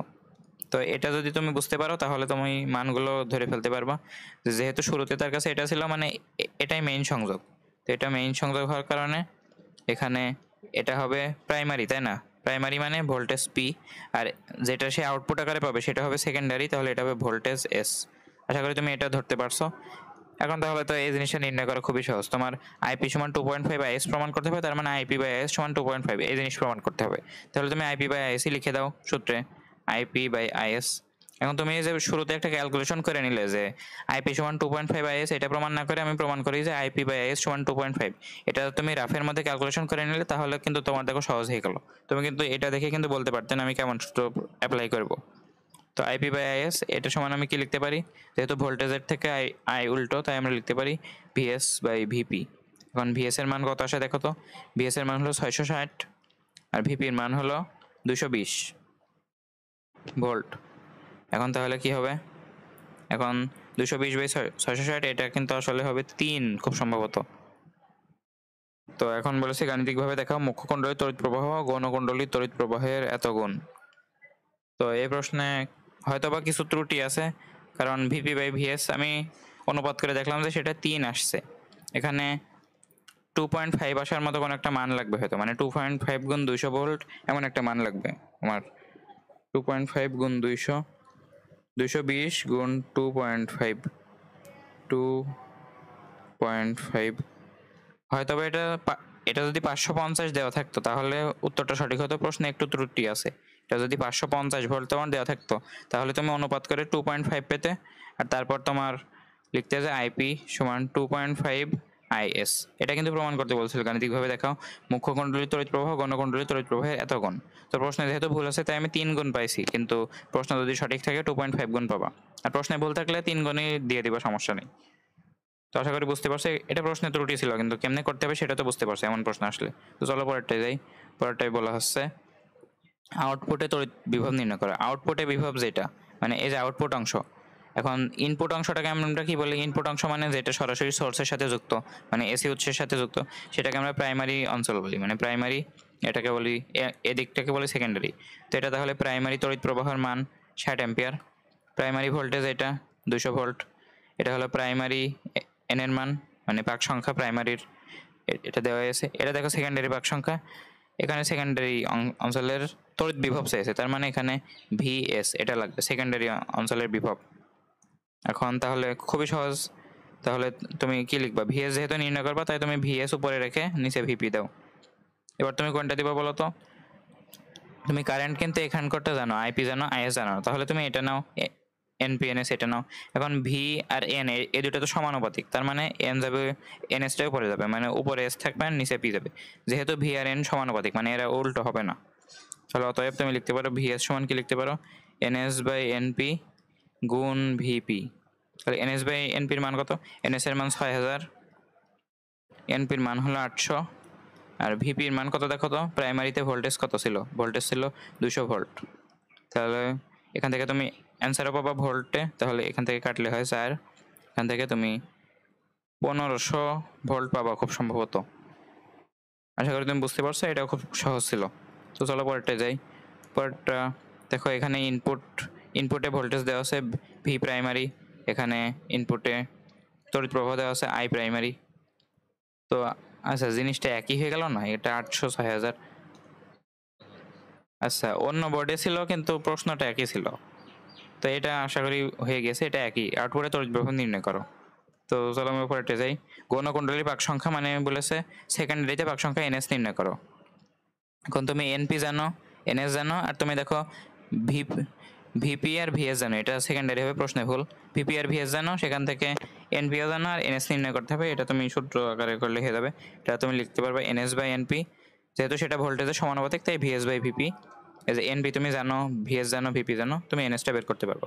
চলো যাই। সেকেন্ডারি কুণ্ডলীর প্রবাহ নির্ণয় করো। সেকেন্ডারি কুণ্ডলীর প্রবাহ মানে আইএস। তো আইএস আমরা কেমন নির্ণয় করবো, দেখো দেওয়া আছে একটি ট্রান্সফরমারের প্রাইমারি ও সেকেন্ডারি কুণ্ডলীর ভোল্টেজ যথাক্রমে এত, মানে প্রথমটা হলো প্রাইমারি, এটা হবে ভিপি, আর দ্বিতীয়টা হবে সেকেন্ডারি, এটা হবে ভিএস। এর প্রাইমারি কুণ্ডলীর পাক সংখ্যা এত, মানে এটা প্রাইমারি কুণ্ডলীর পাক সংখ্যা, এটা হচ্ছে এনপি, এবং তড়িৎ প্রবাহ এত। প্রাইমারি কুণ্ডলীর পাক সংখ্যা এত এবং তড়িৎ প্রবাহ এত, তার মানে এটা প্রাইমারি কুণ্ডলীর তড়িৎ প্রবাহ আইপি। এখন দেখো আইএস যেহেতু জানো, না আইএস যেহেতু চেয়েছে, তাহলে তোমার আইপির মান তো দেওয়াই থাকতে হতো। তাহলে আইগুলো আছে, আর দেখো এন কিন্তু দুইটা নেই, তাহলে এন বাদ। তো দেখো তোমার ভোল্টেজ দুইটা আছে, তার মানে তুমি দুইটা ভোল্টেজ জানো, আইপি জানো, সেখান থেকে আইএস বের করতে পারবা। যেহেতু আইএস বের করবা তাই আইএস উপরে, নিচে আইপি, আর যেহেতু সেটা ভোল্টেজের উল্টো তাই তুমি লিখবা ভিপি বাই ভিএস। সব মান জানো, আইএস এর মান বের করে ফেলবা। চলো যাই। এখন এখানে বলছো উদ্দীপকের যন্ত্রটির মুখ্য ও গৌণকুণ্ডলীর তড়িৎ প্রবাহের অনুপাত নির্ণয় করো। মানে মুখ্য কুণ্ডলীর তড়িৎ প্রবাহ কত, আই প্রাইমারি, আর গৌণকুণ্ডলীর তড়িৎ প্রবাহের অনুপাত হলো আই সেকেন্ডারি। এটা নির্ণয় করা মানে হলো আইপি বাই আইএস নির্ণয় করা। এটা করার জন্য তুমি কি কি মান আছে দেখো, এখানে দেখো ইপি আর ইএস এটা দেওয়া আছে, এন কিন্তু দুইটা দেওয়া নেই। এখন তোমরা যারা চলতড়িৎ পড়েছো তারা কিন্তু জানো ভোল্টেজ আর এই যে তড়িৎচালক শক্তি সেটা কিন্তু একই ধরা যায়। তো সে কারণে তোমার যেটাই ই এর মান সেটাই হলো ভোল্টেজের মান। আশা করি তুমি বুঝতে পারছো। তো যেহেতু ভোল্টেজের মান দেওয়া আছে, মানে ভোল্টেজের মান দেওয়া আছে মানে হলো ই এর মান দেওয়া আছে, তো তুমি ভোল্টেজ আকারে এটা ব্যবহার করতে পারো সূত্রের মধ্যে। মানে আমি যে সূত্র দিয়েছিলাম, যে আমি এখানে অঙ্কটা করে দেখাই তাহলে ভালো হবে। দেখো আইপি বাই আইএস এর মান নির্ণয় করবা, আইপি বাই আইএস। এটাকে তুমি কি লিখতে, ভোল্টেজ দিয়ে লিখতে ভিএস বাই ভিপি, কিন্তু ভোল্টেজ আর তড়িৎচালক শক্তি তোমরা একই ধরতে পারো এই অঙ্কগুলোতে। সে কারণে তুমি একবারে ভোল্টেজের বদলে লিখে দিবা ই, মানে তড়িৎচালক শক্তি, তাহলে ইএস বাই ইপি। এখানে দেখো তুমি ইএস এর মান জানো, ইপির মান জানো, ইএস এর মান জানো, তুমি আইপি বাই আইএস এটার মান তাহলে পেয়ে যাবা। আইপি বাই আইএস এর মান পেয়ে গেলে আইপি ইস টু আইএস এটাও তুমি পেয়ে যাবা। চলো আমরা সামনে একাই। এখানে বলছে রাকিবের ট্রান্সফরমারের গৌণকুণ্ডলীতে পাক সংখ্যা কত। এখন গৌণকুণ্ডলীতে পাক সংখ্যা মানে হলো সেকেন্ডারিতে পাক সংখ্যা মানে এনএস। রাকিবদের বাসায় বিদ্যুৎ সংযোগ বিভব পার্থক্যের মান হতো, বাসায় সংযোগের এত কিন্তু তার ফ্রিজের জন্য দরকার এত, এটা আগেও করা হয়েছে। তো এখানে কি বলা ছিল যে এখানে বিদ্যুৎ সংযোগের জন্য বিভব পার্থক্য মানে রাকিবদের কাছে যেটা ছিল মানে সেটাই তো সে ইনপুট আকারে দিবে, তার মানে এটা ইনপুট আকারে দিবে, মানে এটা হবে প্রাইমারি, মানে এটা হবে ভিপি। আর যেটা সে আউটপুট আকারে পাবে ফ্রিজের জন্য দরকার, মানে ট্রান্সফরমার থেকে আউটপুট আকারে সে এই ভোল্টেজটা পাবে, এটা হবে ভিএস। তো ভিপি জানো, ভিএস জানো, আর দেখো এখানে মুখ্য কুণ্ডলীর পাক সংখ্যা মানে প্রাইমারিতে পাক সংখ্যা জানো এনপি, এখান থেকে তুমি এনএস বের করতে পারবা, মানে এনএস বাই এনপি সমান ভিএস বাই ভিপি। চলো আমরা সামনে আগাই। গৌণকুণ্ডলীর ভোল্টেজ, গৌণকুণ্ডলী মানে হলো সেকেন্ডারি ভোল্টেজ, তাহলে ভিএস বের করতে হবে। ভিএস বের করার জন্য তোমার দেখো মুখ্য কুণ্ডলীর ভোল্টেজ দেওয়া আছে, এটা হলো ভিপি, এটা তোমার দেওয়া আছে। একটি ট্রান্সফরমারের মুখ্য কুণ্ডলীর ভোল্টেজ এত, মুখ্য ও গৌণকুণ্ডলীর পাক সংখ্যার অনুপাত এত এত। এখন দেখো তোমাকে অনুপাত দেওয়া হয়েছে, তোমাকে এবার অনুপাত থেকে মান নির্ণয় করতে হবে। মুখ্য ও গৌণ মানে মানে এখানে হবে এন পি প্রাইমারি, মুখ্য মানে প্রাইমারি, আর তারপরে হবে এনএস, এই দুটোর অনুপাত বলা আছে 3:7। তার মানে তোমার মূলত এনপি বাই এনএস এটার মান হলো 3:7, মানে 3/7। এখন তুমি কি সূত্র দিবা, তুমি সূত্র দিবা যে ভিএস যেহেতু তুমি নির্ণয় করবা, তাই তোমার সূত্র হবে ভিএস বাই ভিপি সমান, যেহেতু ভি আর এন সমানুপাতিক তাই এনএস বাই এনপি, এটার মান লাগবে তোমার। তুমি জানো এনপি বাই এনএস, তাহলে তুমি এখান থেকে এনএস বাই এনপি সহজেই বের করতে পারবা। সেটা হবে 7/3। তাহলে তুমি এখানে 7/3 বা তুমি একবারে যেটা নির্ণয় করতে বলেছে সেটার মান নির্ণয় করো। ভিএস সমান তুমি কি লিখবা, এনএস বাই এনপি তুমি যেটা নির্ণয় করেছো তার সাথে ভিপি গুণ হয়ে যাবে। তাহলে কত হবে, এনএস বাই এনপি হচ্ছে 7/3, আর ভিপির মান তোমার দেওয়া ছিল প্রাইমারি ভোল্টেজ, সেটা ছিল 220 ভোল্ট। তো এখান থেকে আমার অ্যান্সার আসবে 513.33 ভোল্ট। আশা করি তুমি বুঝতে পারছো। তোর সামনে আগে এই ম্যাথগুলো আর করে দেওয়ার কিন্তু দরকার নেই আমার। গণকুণ্ডলী ভোল্টেজ মানে হলো ভি সেকেন্ডারি, এখন মুখ্য কুণ্ডলীর ভোল্টেজ দেওয়া আছে ভি প্রাইমারি, পাক সংখ্যা দেওয়া আছে, মানে মুখ্য কুণ্ডলীর ভোল্টেজ এত, পাক সংখ্যা এত, তার মানে এটা হচ্ছে মুখ্যটাই, মানে এটা এনপি। প্রবাহ এত, এখন মুখ্য কুণ্ডলীতে ভোল্টেজ এত, পাক সংখ্যা এত, প্রবাহ এত, মানে প্রবাহটাও মুখ্য কুণ্ডলীর মধ্যে, মানে এটা আইপি। এবং গৌণ কুণ্ডলীতে প্রবাহ দেওয়া আছে সেটা হলো আইএস। তো দেখো তোমার ভিপি দেওয়া আছে, ভিএস নির্ণয় করতে হবে, আর আইপি আইএস আছে, তাহলে এখান থেকে তুমি ভিএস নির্ণয় করতে পারবা। ভিএস বাই ভিপি সমান আইপি বাই আইএস, এই সূত্র দিয়ে। এন যেহেতু ডাবল মান দেওয়া নেই তাই এন আমাদের কাজে লাগলো না। এবার এখানে চিত্র 1 থেকে গণকুণ্ডলীর ভোল্টেজ নির্ণয় করো, মানে এখানে ভিএস আবার নির্ণয় করতে হবে। এখানে দেখো তোমার, আচ্ছা এখানে যেহেতু ই ইউজ করেছে তাই তুমি ভিএস বের না করে তুমি ইএস আকারে সেটা লিখবা, মানে ইএস তোমার নির্ণয় করতে হবে। তাহলে তোমার আর দেওয়া আছে, আচ্ছা আর এর যে যে অঙ্কগুলো সেগুলো আমরা পরের ইসে করব।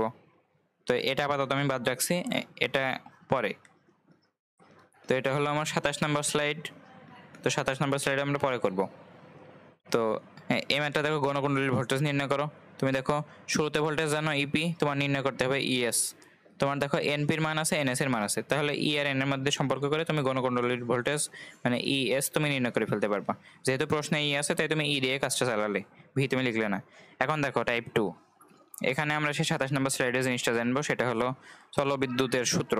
চলবিদ্যুতের দুইটা সূত্র তোমার মনে করিয়ে দেবো, আই সমান ভি বাই আর, আর আরেকটা সূত্র হলো পি সমান ভি আই। এটা আগেও দেখালাম। আই সমান ভি বাই আর, এখান থেকে তুমি লিখতে পারো আর সমান ভি বাই আই। এখন ধরো তুমি প্রাইমারি কয়েলের ভোল্টেজ জানো, প্রাইমারি কয়েলের তড়িৎ প্রবাহ জানো, তাহলে তুমি ভিপি বাই আইপি করে তুমি আর পির মানটা পেয়ে যাবা, মানে প্রাইমারি কয়েলের যেই রোধটা সেটা পেয়ে যাবা।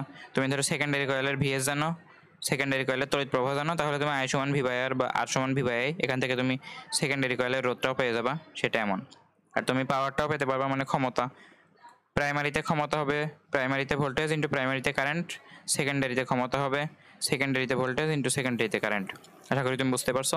চলো এবার আমরা এই ম্যাথগুলো করে ফেলি, খুব সহজ এগুলো। দেখো এখানে প্রশ্নে বলেছে মুখ্য কুণ্ডলীর রোধের মান নির্ণয় করো। মুখ্য কুণ্ডলীর রোধ, রোধ মানে কি, রোধ মানে হচ্ছে আর মুখ্য কুণ্ডলীতে মানে প্রাইমারি। এখন আর প্রাইমারি বের করার জন্য তোমার কি জানা লাগবে, মুখ্য কুণ্ডলীর তড়িৎ প্রবাহ বা মুখ্য কুণ্ডলীর তড়িৎ প্রবাহ আর মুখ্য কুণ্ডলীর ভোল্টেজ এগুলো লাগবে। তাহলে আই সমান ভি বাই আর থেকে তুমি আর এর মান বের করতে পারবা। তাহলে ভিপি লাগবে, আইপি লাগবে। এখন দেখো তোমার ভিপি এখানে যেহেতু ই দেওয়া আছে তাই আমি ই আকারে এটাকে ট্রিট করব, এটাকে আমি ই লিখছি।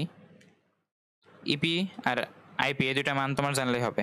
এখন দেখো তোমার ইপির মানও দেওয়া আছে, আইপির মানও দেওয়া আছে, এখানে কিন্তু তোমার ট্রান্সফরমারের কোনো অঙ্ক করা লাগছে না, এখানে তুমি চলো তড়িতের অঙ্কটা করলেই হয়ে যাচ্ছে। তাহলে কি হবে, আই সমান ভি বাই আর তুমি জানো, তাহলে আইপি সমান হবে ভি বাই আর। যেহেতু ই দেওয়া আছে তাই তুমি ই লেখো, ই ইপি বাই আরপি। এখান থেকে তুমি আরপির মান পেয়ে যাবা, আরপি সমান পাবা ভি বাই আই বা ই বাই আই, তাহলে ইপি বাই আইপি।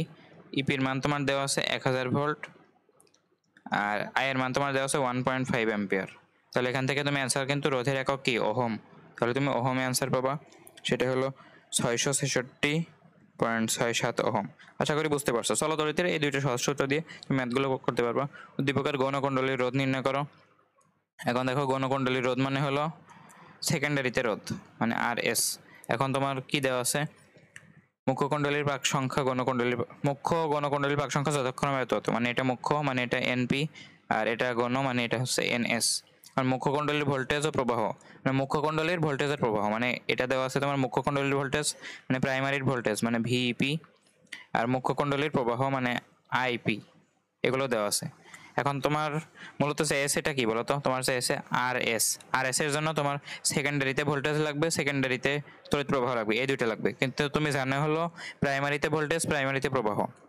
এখন এখানে কিন্তু তোমার বোঝার আছে প্রাইমারিতে ভোল্টেজ থেকে তুমি প্রাইমারিতে মানে প্রাইমারির ভোল্টেজ থেকে তুমি সেকেন্ডারি ভোল্টেজ কেমনে নির্ণয় করবা। এই যে তোমার এনপিএনএস দেওয়া আছে, তার সাথে তোমার ভিপি দেওয়া আছে, তুমি এখান থেকে ভিএস বের করতে পারবা ট্রান্সফরমারের সূত্র থেকে। একইভাবে তোমার এনপিএনএস দেওয়া আছে, আইপি দেওয়া আছে, সেখান থেকে তুমি আইএসও বের করতে পারবা। তার মানে তোমার দুইটা সূত্র ইউজ করে ভিপি ভিএস আর আইএস এই দুইটা বের করা লাগছে। তারপর তোমার আই সমান ভি বাই আর করে আর এস বের করতে হবে। তাহলে দেখো প্রথম ধাপে আমরা কি করব, ভিএসটা বের করি। কেমনে বের করবো, ভিএসটা বের করবো বলে এটা উপরে রাখছি, ভিএস বাই ভিপি সমান আমরা লিখতে পারবো কি ভি আর এন সমানুপাতিক যেহেতু, তাই আমরা এনএস বাই এনপি লিখবো। অতএব ভিএস সমান কি হবে বলতো, এনএস বাই এনপির সাথে ভিপি গুণ হবে। তাহলে এনএস কত, এনএস হলো 125, এনপি হলো 50, তার সাথে গুণ হবে ভিপি, ভিপি হলো 220। তাহলে তুমি ভোল্টেজে অ্যান্সার পাবা, সেই অ্যান্সারটা হলো 550 ভোল্ট। তার মানে তোমার কিন্তু ভিএস কিন্তু ডান। এবার তুমি একইভাবে আইএসটাও বের করবা। তাহলে তুমি আইএস উপরে রাখো, আইএস বাই আইপি। যেহেতু আই এর থেকে ভি আর এন এই দুটো উল্টো, তাই তুমি এনটা উল্টো লিখবা। তাহলে তুমি লিখবা উপরে লিখবা এনপি আর নিচে লিখবা এনএস। তাহলে এখান থেকে আইএস এর মান কত আসবে, এনপি বাই এনএস এর সাথে আইপি গুণ। তাহলে এনপি কত 50, এনএস কত 125, তার সাথে আইপি গুণ দিয়ে দাও, আইপি হলো 10। তাহলে তুমি এখান থেকে অ্যাম্পিয়ার অ্যান্সার পাবা, সেই অ্যান্সারটা তোমার 4 অ্যাম্পিয়ার। এবার তুমি ভিএস আইএস পেয়ে গেছো, এবার তুমি আর এসও পেয়ে যাবা। তাহলে কি লিখবা, আই সমান ভি বাই আর, মানে আইএস সমান ভিএস বাই আর এস। এখান থেকে তুমি আর এস সমান পেয়ে যাবা ভি বাই আই, মানে ভিএস বাই আইএস। এখন তুমি যদি মান বসাও, ভি এর মান হলো 550 ভোল্ট আর আই এর মান হলো 4। এখান থেকে তুমি ওহম অ্যান্সার পাবা, সেটা হলো 137.5 ওহম। আশা করি বুঝতে পারছো, এটা কিন্তু সুন্দর ম্যাথ, ঘ নম্বরে আসার মতো বা গ নম্বরে আসতে পারে। তো এই ম্যাথটা তুমি আশা করি পেরে যাবা, আর ম্যাথ করার পর ভালো লাগবে আশা করি এই ম্যাথটা করার পর। তো এখানে কি বলেছে, গণকুণ্ডলীর রোধ কত, মানে আবার রোধ অফ সেকেন্ডারি মানে রেজিস্ট্যান্স অফ সেকেন্ডারি এটা বের করতে বলেছে। ট্রান্সফরমারের মুখ্য কুণ্ডলীর পাক সংখ্যা এত, মানে এটা মুখ্য কুণ্ডলী মানে প্রাইমারির পাক সংখ্যা এনপি। মুখ্য ও গণকুণ্ডলীর ভোল্টেজ যথাক্রমে এত হতো, মানে মুখ্য কুণ্ডলীর ভোল্টেজ হলো এটা, মানে এটা হচ্ছে ভিপি, এটা ভিপি, আর এটা হচ্ছে ভিএস। আশা করি বুঝতে পারছো। ট্রান্সফরমারটির ইনপুট কারেন্ট এত, ইনপুট কারেন্ট মানে হলো ইনপুট মানে তো মুখ্য অঞ্চল তাই না, মানে এটা হচ্ছে প্রাইমারি আইপি। এখন তোমার বলছে গণকুণ্ডলীর রোধ কত। এখন গণকুণ্ডলীর রোধের জন্য তোমার কি কি লাগে বলো তো, গণকুণ্ডলীর রোধের জন্য তোমার গণকুণ্ডলীর ভোল্টেজ লাগবে আর গণকুণ্ডলীর আই লাগবে। এখন তোমার দেখো ভিএস কিন্তু তোমার দেওয়া আছে, তোমার আইএসটা বের করতে হবে। আইএসটা বের করে তারপর তুমি আরএসটা বের করতে পারবা। তাহলে ভিএস যেহেতু দেওয়া আছে, তুমি আইএস বের করো। তাহলে আইএস বের করলে তোমার হবে আইএস বাই আইপি, এই সূত্র দিবা।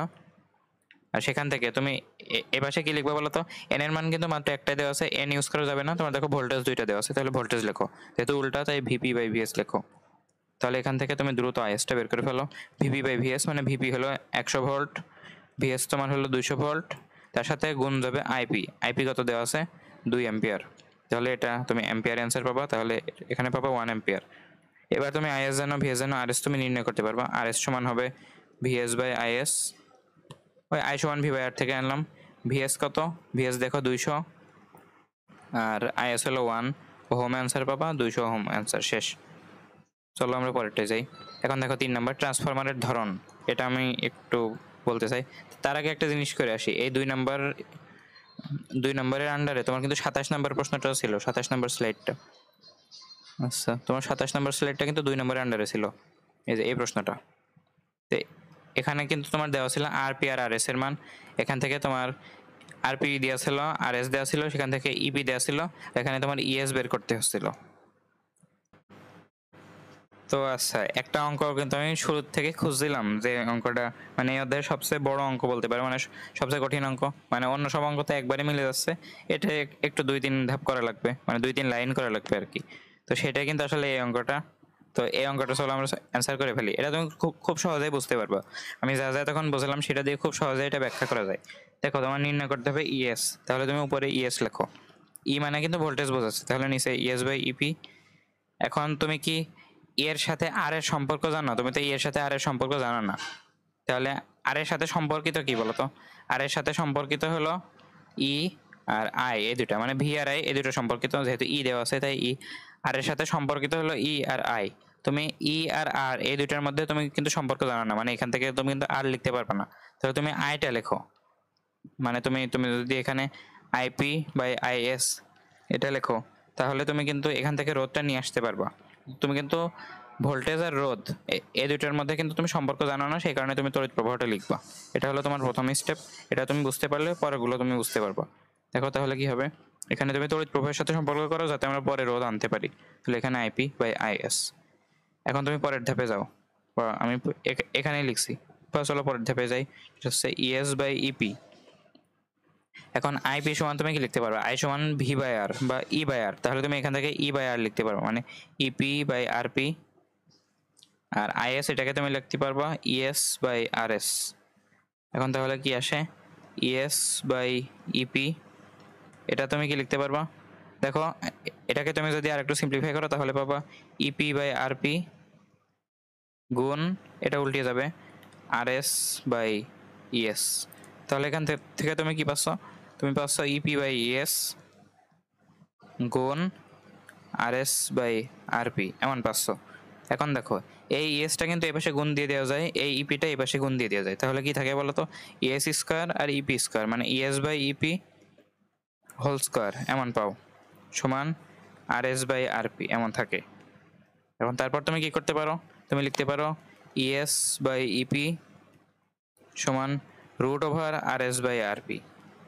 যেহেতু তুমি ইএস এর মানে নির্ণয় করবা, তাই এর উপর তো স্কোয়ার থাকা যাবে না, তাই তুমি রুট করে দিলে দুই পাশে, বা এই স্কোয়ারের পাশে নিয়ে রুট করলে এবার তুমি ইএস এর মান বের করতে পারবো। সেটা হলো, তাহলে তুমি ইএস সমান কি লিখতে পারবা, ইএস সমান লিখতে পারবা ইপি, তার সাথে গুণ আকার আছে root R S by RP. আমি এই অংশটা মুছে দিচ্ছি। তো চলো আমরা এবার মানটা নির্ণয় করি। অতএব ইএস সমান আমার কত আসবে, ইপি এর মান কিন্তু দেওয়া ছিল 220 ভোল্ট, তার সাথে root over R S by RP. R S হলো 750, আরপি হলো কত বলো তো, আরপি হলো 350। আচ্ছা তুমি পাবো ভোল্টেজে, সেই মানটা তোমার আসবে 322.047 ভোল্ট। তো দেখো তোমার যদি প্রশ্নে আরপি আর এস এটা দেওয়া থাকে, তাহলে তোমার কাজ করতে হবে ভোল্টেজ আর তড়িৎ প্রবাহ নিয়ে। সেখান থেকে তুমি যেটা বের করবে সেটাকে রাখবা, আর বাকিটাকে ভেঙে কাজ করবা। দেখো তোমার কিন্তু নির্ণয় করতে কি হয়েছে বলো তো, তোমার নির্ণয় করতে হয়েছে যে ইএস, তাই না? ইএস নির্ণয় করতে হয়েছে বলে তুমি এই যে ই আর আই এর মধ্যে সম্পর্ক করার পর ই এর অংশটা কিন্তু তুমি চেঞ্জ করোনি, তুমি চেঞ্জ করেছো আই এর অংশ, কারণ তোমার তো আই লাগবে না, তোমার আর লাগবে। কিন্তু আর আর আর ই এই দুটার মধ্যে সরাসরি সম্পর্ক যেহেতু তুমি জানো না, তাই তুমি ই আর আই এই দুটার মধ্যে সম্পর্ক থেকে আই এর বদলে তুমি আবার ই আর আনতে পারবা, ই আর আই সমান ভি বাই আর, সেই আকারে তুমি আনার পরে তারপর তুমি কাজ করতে পারবা। যদি তোমার এখানে আইপি দেওয়া থাকতো আর বলতো যে আইএস নির্ণয় করো, তাহলে কি করতে, তুমি এই ইটাকে ভাঙতে, তুমি তখন ভি সমান আই আর আকারে ভেঙে ই সমান তুমি ইএস সমান লিখতে আইএস আর এস, এখানে তুমি লিখতে আইপি আরপি। মানে তোমার যেটা লাগবে সেটাকে তুমি রেখে দিবা, আর অন্যটাকে তুমি ভাঙবা, অন্যটাকে ভেঙে রোধ নিয়ে আসবা। এটা হচ্ছে তোমার ম্যাথ। তো আশা করি এই ম্যাথটা তুমি পারবা। তো এটা কিন্তু এদের সবচেয়ে কঠিন ম্যাথ। তো এটা যদি তুমি পেরে থাকো, বাকিগুলো তো কোনো ব্যাপারই না, এতক্ষণ তো খুব সহজেই করে ফেললে। তো চলো আমরা সামনে আগাই। তো এবার কিন্তু ট্রান্সফরমারের ধরন এটা শিখতে হবে। আচ্ছা ট্রান্সফরমারের ধরন, তো ট্রান্সফরমারের ধরন জিনিসটা কি, আমি ট্রান্সফরমার আরেকবার আঁকিয়ে একবারে এক কথায় বলে দিই জিনিসটা কি। এই যে তোমার সেই এসি উৎস, এখান থেকে তোমার ছিল ট্রান্সফরমারটা, এটা সেই ট্রান্সফরমার। ট্রান্সফরমারের দুইটা অংশ, একটা সরাসরি এসির সাথে যুক্ত, মানে এসি কারেন্টের সাথে, এসি উৎসের সাথে, সেটাকে আমরা বলছিলাম প্রাইমারি, আর এটাকে বলছিলাম সেকেন্ডারি। তো এটা কয়েকটা পাক সংখ্যায় ছিল, আর এটা আরও পাক সংখ্যায় ছিল। ধরো এটা একটু বেশি দিলাম। এখন একটা জিনিস দেখো, এটা এভাবে দেখাচ্ছি না, এটাও ধরো আন্দাজ একটা দিলাম। তো পুরো জিনিসটাকে আমি একটু ছোট করে দিই, একটু ছোট করে দিই জিনিসটাকে, তাহলে আমার বোঝাতে সুবিধা হবে। এই যে আমি ছোট করে দিলাম, এবার তুমি জিনিসটা বোঝো। কোন জিনিসটা হলো যে ট্রান্সফরমার আমরা মূলত ভোল্টেজ দিয়েই কাজ করি, মানে ভোল্টেজ বাড়াচ্ছে না কি কমাচ্ছে এটা নিয়ে আমরা হিসাব করি। কারণ ভোল্টেজ বাড়াচ্ছে জানলে তো বুঝে যাবো যে পাক সংখ্যাও বাড়ানো হচ্ছে আর তড়িৎ প্রবাহ কমানো হচ্ছে। তো এটা ধরো ভিপি, এটা ভিএস। এখন তোমার যদি ভিপি ধরো 20 ভোল্ট আর ভিএস ধরো তুমি পেয়ে গেলে 80 ভোল্ট, মানে তুমি 20 ভোল্ট থেকে 80 ভোল্ট পেয়ে গেলে, মানে তুমি যদি কম থেকে বেশি পেয়ে যাও তাহলে তুমি সেটাকে বলবো step up transformer. Step up মানে কি, মানে বাড়ানো হচ্ছে। আর তোমার যদি শুরুতেই বেশি থাকে, সেখান থেকে তুমি যদি কম পাও, মানে শুরুতে ধরো তোমার ছিল 200, তারপর তুমি পেলে 80, মানে তোমার কিন্তু কমে গেল, তাহলে তোমার হবে স্টেপ ডাউন। আশা করি তুমি বুঝতে পারছো। তার মানে স্টেপ আপ মূলত কি, এই প্রাইমারির যেই ভোল্টেজ সেখান থেকে, সেটার থেকে যদি সেকেন্ডারি ভোল্টেজ বেশি হয় তাহলে সেটা স্টেপ আপ, মানে ভোল্টেজ অফ সেকেন্ডারি সেটা প্রাইমারির থেকে বড় হবে। তার মানে বুঝতে পারছো, প্রাইমারিতে যা ছিল তার থেকে তোমার সেকেন্ডারিতে বেশি হবে, তাহলে স্টেপ আপ। এখন একটা কথা বলো, ভোল্টেজ আর এন এটা তো সমানুপাতিক। তার মানে প্রাইমারি থেকে সেকেন্ডারি ভোল্টেজ যদি বেশি হয় স্টেপ আপে, তাহলে প্রাইমারিতে যে পাক সংখ্যা সেটার থেকে সেকেন্ডারি পাক সংখ্যা অবশ্যই বেশি হবে, মানে সেকেন্ডারি পাক সংখ্যা গ্রেটার দেন প্রাইমারি পাক সংখ্যা। এটা বুঝতে পারছো। আবার এটাও তুমি বুঝতে পারছো যে ভোল্টেজ তো তড়িৎ প্রবাহের ব্যস্তানুপাতিক, ট্রান্সফরমারের সূত্রের ক্ষেত্রে ব্যস্তানুপাতিক। তাহলে স্টেপ আপের ক্ষেত্রে ভোল্টেজ যেহেতু বাড়ে, তাহলে তড়িৎ প্রবাহ কমে যাবে, মানে শুরুতে তড়িৎ প্রবাহ বেশি থাকবে, এখানে যে কম হবে, মানে ভিএস তখন, মানে তখন সেকেন্ডারিতে তড়িৎ প্রবাহ কমে যাবে, মানে সেকেন্ডারিতে তড়িৎ প্রবাহ ছোট হবে প্রাইমারির থেকে। এটা তুমি বুঝতে পারলে। তাহলে স্টেপ ডাউনে কি হবে বলো তো, স্টেপ ডাউনে শুরুতে বেশি থাকবে ভোল্টেজ, শেষে যে ভোল্টেজ কম হবে, মানে সেকেন্ডারির যে ভোল্টেজ সেটা কম হবে, তাহলে সেকেন্ডারি ভোল্টেজ লেস দেন সেকেন্ডারির মানে প্রাইমারির ভোল্টেজ এটা হবে। তো তুমি এটাকে কিন্তু এইভাবে বলতে পারো, এটা একটু উল্টিয়ে দিতে পারো, মানে এটাকেই তো বলতে পারো এমন, তাই না? এটাকে বলতে পারো যে ভিপি লেস দেন ভিএস, এখানে বলতে পারো এনপি লেস দেন এনএস, এখানে বলতে পারো যে আইপি গ্রেটার দেন আইএস। তো যে কোনো একটা বললেই হলো। তো তুমি আশা করি বুঝতে পারবে জিনিসটা কি। তুমি শুধু দেখবা স্টেপ আপ মানে হলো ভোল্টেজ বাড়ানো, এন এর মানও বাড়ানো আর আই এর মান কমানো, আর স্টেপ ডাউন মানে হলো ভোল্টেজ কমানো, এন এর মানও কমানো কিন্তু আই এর মান আবার বাড়ানো। তাহলে সেকেন্ডারি ভোল্টেজ প্রাইমারি ভোল্টেজ থেকে ছোট হবে স্টেপ ডাউনে, তাহলে সেকেন্ডারির এন এর মানও মানে পাক সংখ্যাও প্রাইমারির পাক সংখ্যার থেকে ছোট হবে, আর সবশেষে সেকেন্ডারি তড়িৎ প্রবাহটা আবার বেড়ে যাবে প্রাইমারি তড়িৎ প্রবাহ থেকে, কারণ তড়িৎ প্রবাহ হলো উল্টো বাঙাল। তো চলো আমরা সামনে আগাই। এখান থেকে তুমি কিন্তু আবার এই মতো করে লিখতে পারবা যে VP greater than VS, NP greater than NS, আর আইপি লেস দেন আইএস লিখতে পারবো, সমস্যা নেই।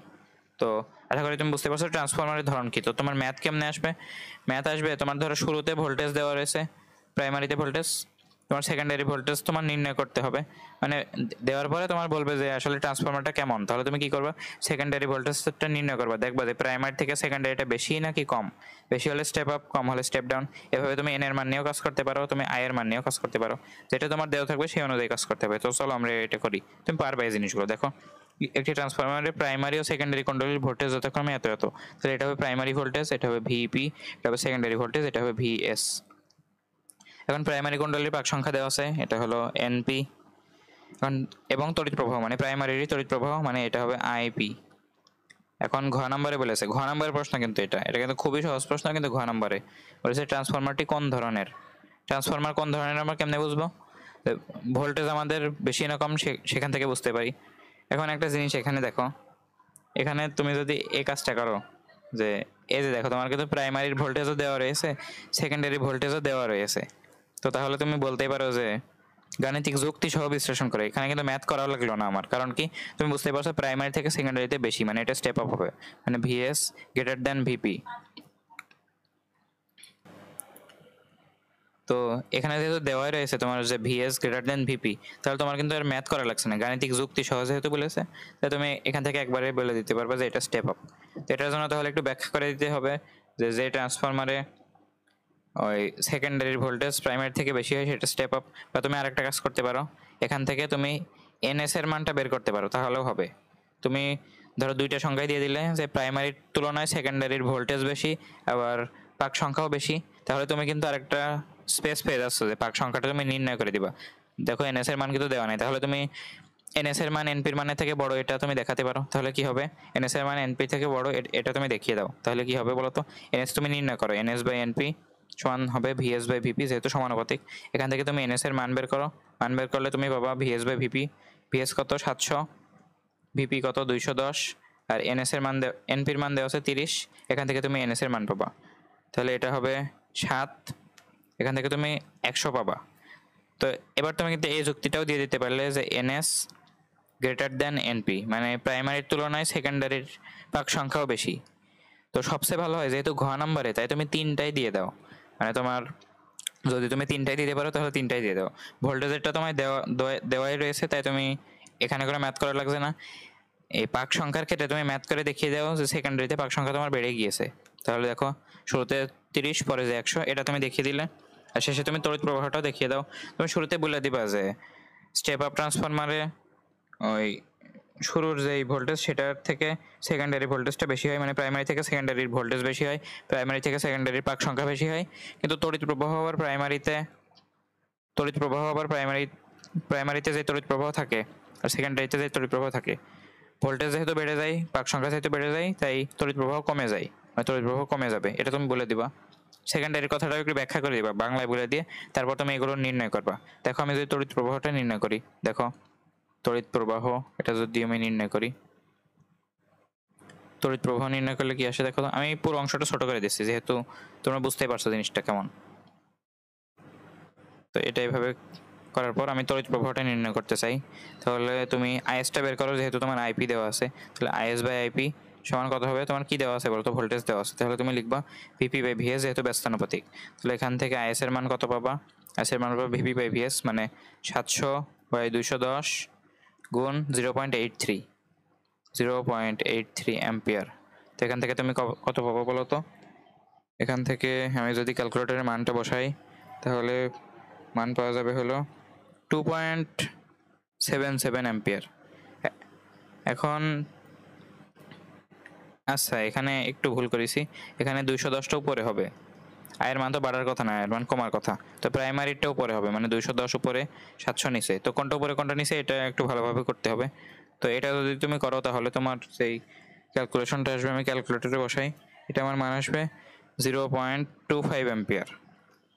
তো এবার তুমি কিন্তু এটাও দিয়ে দিতে পারছো যে ভোল্টেজ বাড়ছে, পাক সংখ্যাও বাড়ছে, আর দেখো তড়িৎ প্রবাহ কমছে, মানে শুরুতে তড়িৎ প্রবাহ 0.83 ছিল, শেষে হয়ে গেছে 0.25, মানে সেকেন্ডারি যে তড়িৎ প্রবাহ সেটা কিন্তু কমে গিয়েছে, সেটা প্রাইমারি থেকে কম। তো তুমি 3টা যুক্তি দিয়ে দিচ্ছ, তাহলে স্যারের মার্ক কাটার কোনো সুযোগ নেই। সাধারণত একটা যুক্তি দিয়ে দেখবো তোমার গাইডে হয়ে গিয়েছে, কিন্তু তুমি যদি 3টাই দিয়ে দাও তোমাকে আর মানে 4 মার্ক ঠেকাচ্ছে থেকে, যেহেতু অঙ্কগুলো ছোট ছোট অঙ্ক, তুমি কিন্তু সময়ের মধ্যে করে ফেলতে পারবে, সমস্যা নেই। তাই আমার সাজেশন থাকবে তুমি 3টাই করে দাও। তো চলো সামনে আগাই। তো এই একটা দিয়ে তোমার কিন্তু এই টাইপটা শেষ। চলো আমরা সামনে আগাই। এটা হচ্ছে গাণিতিকভাবে প্রমাণ। এটা মানে 2টা প্রমাণের অঙ্ক আমি দেখতে পেলাম, তো সেই 2টা ধরো চলো করে ফেলি। দেখো এখানে কি বলছে, একটি ট্রান্সফরমারের মুখ্য ও গৌণ কুণ্ডলীর পাক সংখ্যা যথাক্রমে এত, মানে এটা হচ্ছে মুখ্য, এটা প্রাইমারি এনপি, আর এটা হচ্ছে এনএস, এটা গৌণ। তো মুখ্য কুণ্ডলীর ভোল্টেজ ও প্রবাহ, মানে দুইটাই মুখ্যটা হবে, মানে এটাও হবে মুখ্যটা, এটাও মুখ্যটা। মুখ্য কুণ্ডলীর ভোল্টেজ মানে এটা হবে ভোল্টেজ ভি প্রাইমারি, আর প্রবাহ এটা হচ্ছে আই প্রাইমারি। তো এখন কি বলছে, ট্রান্সফরমারটির গৌণ কুণ্ডলীর ভোল্টেজ যত গুণ বৃদ্ধি পায়, গৌণ কুণ্ডলীর প্রবাহ ততগুণ হ্রাস পায়, গাণিতিকভাবে প্রমাণ করো।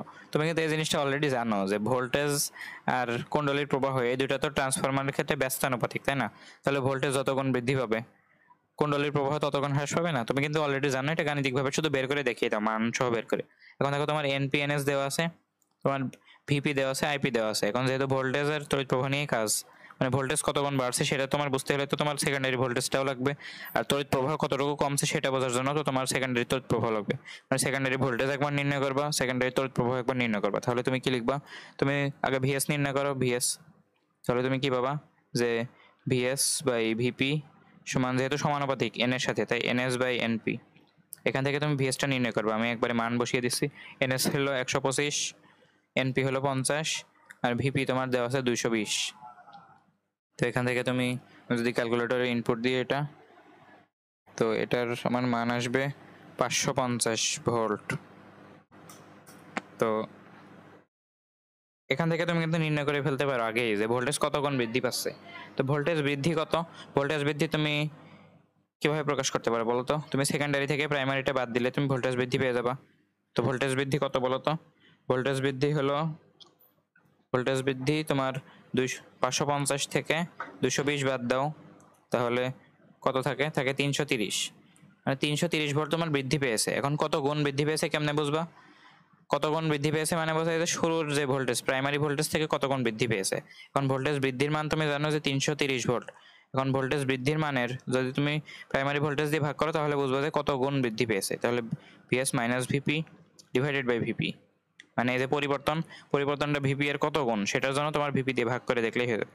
330 বাই 220, তাহলে তুমি এটা পাবা হলো 1.5। তো তার মানে তুমি কি বুঝলে যে ট্রান্সফরমারের গৌণ কুণ্ডলীর ভোল্টেজ 1.5 গুণ বৃদ্ধি পেয়েছে। এখন তোমার যদি বিশ্বাস না হয় তাহলে করে দেখো, 220-এর সাথে 220-এর 1.5 গুণ গুণ করো, মানে বৃদ্ধি পাওয়া মানে তো যা ছিল তাই থাকবে, তার সাথে ওই জিনিসের 1.5 গুণ গুণ হয়ে যাবে, মানে যোগ হয়ে যাবে। তাহলে কত হয়? 220, এটা পাবা তুমি 330, এখান থেকে তুমি 550। এখন কত গুণ বৃদ্ধি পেয়েছে সেটার জন্য আমি বৃদ্ধিটা নির্ণয় করলাম আগে, আর কত গুণ বৃদ্ধি পেয়েছে বোঝার জন্য আমি ভাগ করে দেখলাম, যাতে বুঝতে পারি যে কত গুণ। আসলে শুরুটা দিয়ে ভাগ করতে হবে অবশ্যই। আশা করি তুমি বুঝতে পারছো যে 1.5 গুণ বৃদ্ধি পেয়েছে। এখন দেখো, তুমি এবার তড়িৎ প্রবাহ নিয়ে কাজ করো। তুমি শুরু তড়িৎ প্রবাহ জানো, প্রাইমারি, তোমার সেকেন্ডারিটা বের করতে হবে। তাহলে তুমি লিখবা আইএস বাই আইপি সমান, যেহেতু এবার আইটা এন এর ব্যস্তানুপাতিক, তাহলে তুমি লিখবা এনপি বাই এনএস। তাহলে এখান থেকে তুমি আইএস এর মান পেয়ে যাবা। আইএস সমান এনপির মান কত? এনপির মান হলো 50, এনএস এর মান হলো 125, আর আয়ের মানে প্রাইমারি আয়ের মান হলো 10। তাহলে এটা তুমি অ্যাম্পিয়ারে অ্যান্সার পাবা, এটা তুমি পাবা হলো 4 অ্যাম্পিয়ার। তো এবার তুমি তড়িৎ প্রবাহের কত গুণ হ্রাস সেটা বের করবা। তাহলে কতটুকু হ্রাস সেটা তুমি আগে বের করো, যে কি পরিমাণ হ্রাস হয়েছে। তাহলে হ্রাস হয়েছে কত, শুরুটা থেকে তুমি শেষেরটা বাদ দাও, তাহলে পেয়ে যাবা। শুরুতে ছিল 10, মানে সেটা ছিল প্রাইমারি, শেষেরটা হলো সেকেন্ডারি, এটা তুমি পাবা 10 - 4 অ্যাম্পিয়ার। তোমার কিন্তু 6 অ্যাম্পিয়ার হ্রাস পেয়েছে। এখন 6 অ্যাম্পিয়ার শুরুর অ্যাম্পিয়ারের কত গুণ তুমি দেখো তো। 6 অ্যাম্পিয়ার শুরুর অ্যাম্পিয়ারের কত গুণ? 6 অ্যাম্পিয়ারটা শুরুর অ্যাম্পিয়ারের কত গুণ হয়? তাহলে 6 অ্যাম্পিয়ারটা শুরুর অ্যাম্পিয়ারের হয় IP minus IS divided by IP. তাহলে এটা তোমার হবে 6 ডিভাইডেড বাই 10 অ্যাম্পিয়ার। এটা তুমি যদি করো তাহলে 3/5, 0.6 অ্যাম্পিয়ার। না, আসলে এটা এরকম হবে না, একটু দুঃখিত, এটা এরকম না, এটা হবে। আচ্ছা, তো এই ম্যাথে যেহেতু হ্রাস পেয়েছে তাই তোমাকে ভাগ দিতে হবে আইএস দিয়ে। এখন এই কি কারণে আইএস দিয়ে ভাগ করতে হবে সেটা আসলে বলতে পারছি না, তো এইভাবে আমরা অঙ্কটা আসলে করব না।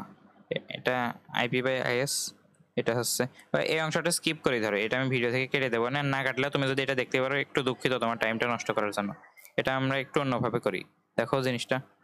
তুমি কত গুণ বৃদ্ধি পাই এটা না দিয়ে তুমি একবারে কত গুণ হয় এটা তুমি বের করে ফেলো। এটা তুমি বের করার পরে তারপরে তুমি এটা সহজে করতে পারবে। আরো দেখো, তুমি যেহেতু ভোল্টেজ কত গুণ বৃদ্ধি পায় সেটা মান বের করতে হবে, তাই তুমি ভিপি বাই ভিএস, এটা তুমি মানে ভিএস এর মানটা বের করে নাও। তাহলে তুমি পাবো ভিএস বাই ভিপি সমান, তুমি পাবা যেহেতু এন এর সমানুপাতিক তাই এনএস বাই এনপি। এখান থেকে তুমি ভিএস সমান কি পাবা, এনএস এর মান হলো 125, এনপির মান হলো 50, আর ভিপির মান হলো 220 ভোল্ট। এখান থেকে তুমি পাবো 550 ভোল্ট।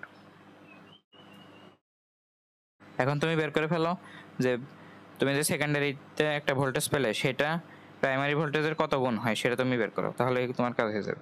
সেকেন্ডারিটা প্রাইমারির কত গুণ হয়, তাহলে সেটা হবে 550 বাই 220। এখান থেকে তুমি পাবো 2.5, 2.5 গুণ হলো, কিন্তু বুঝতে পারছো 2.5 গুণ। এখন 2.5 গুণ যেহেতু হলো, এখন তুমি এখানে লিখবা যে সেকেন্ডারি ভোল্টেজ প্রাইমারি ভোল্টেজের 2.5 গুণ। এখন 2.5 গুণ মানে হলো সেকেন্ডারি ভোল্টেজ প্রাইমারি ভোল্টেজের 1.5 গুণ বেশি। এটা তুমি যদি বুঝতে পারো তাহলে তুমি সব বুঝতে পারছো। 2.5 গুণ মানে হলো 1.5 গুণ বেশি। এখন সেটা কেমনে বলো তো? সেটা হলো যে তোমার আবার সেই কাজটা করে দেখায় যে প্রাইমারি যে ভোল্টেজ ছিল 220, এটার সাথে তুমি 2.5 গুণ করো, তাহলে কত হয়? 550 পাবা, দেখো ক্যালকুলেটরে। আবার তুমি আরেকটা কাজ করো, 220 থেকে 1.5 গুণ বাড়িয়ে দাও, মানে 220-এর সাথে 220-এর 1.5 গুণ যোগ করে দাও। 1.5 গুণ বেশি মানে হলো যে তুমি আগে যা ছিল সেটার সাথে এই জিনিসেরই 1.5 গুণ বাড়িয়ে দিচ্ছ। তার মানে এটা তুমি করো, এটা তুমি 550 পাবা।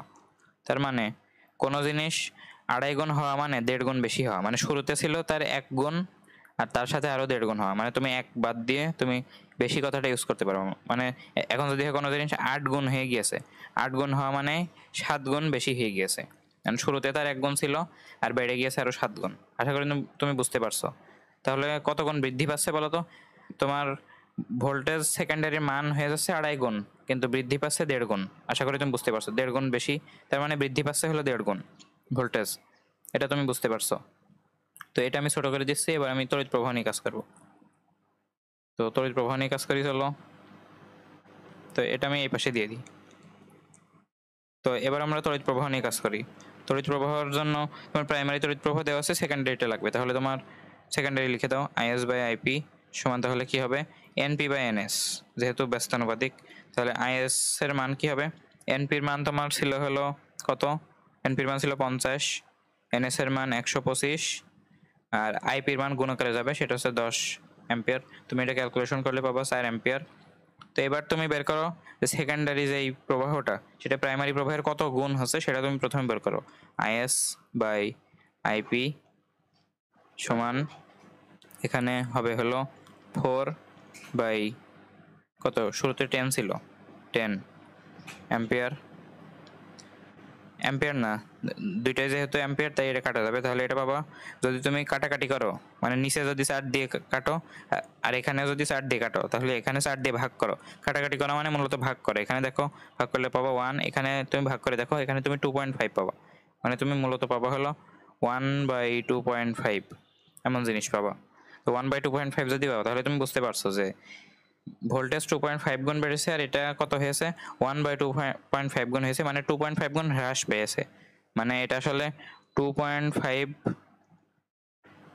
1/2.5 গুণ মানে আড়াই ভাগ হয়ে গিয়েছে, মানে 2.5 ভাগের 1 ভাগ হয়ে গেছে, 2.5 ভাগ হয়ে গেছে তাহলে হ্রাস পেয়েছে কত বলো তো, মানে আড়াই গুণ, মানে বিপরীতভাবে তোমার হ্রাস পেয়ে গেছে, মানে তোমার আড়াই গুণ যদি হ্রাস পায় তাহলে তোমার মানে আড়াই গুণ 1/2 গুণ যদি হয়ে যায় তাহলে হ্রাস পাবে কত বলো তো 1.5 গুণ হ্রাস পাবে না, বুঝতে পারছো তুমি জিনিসটা।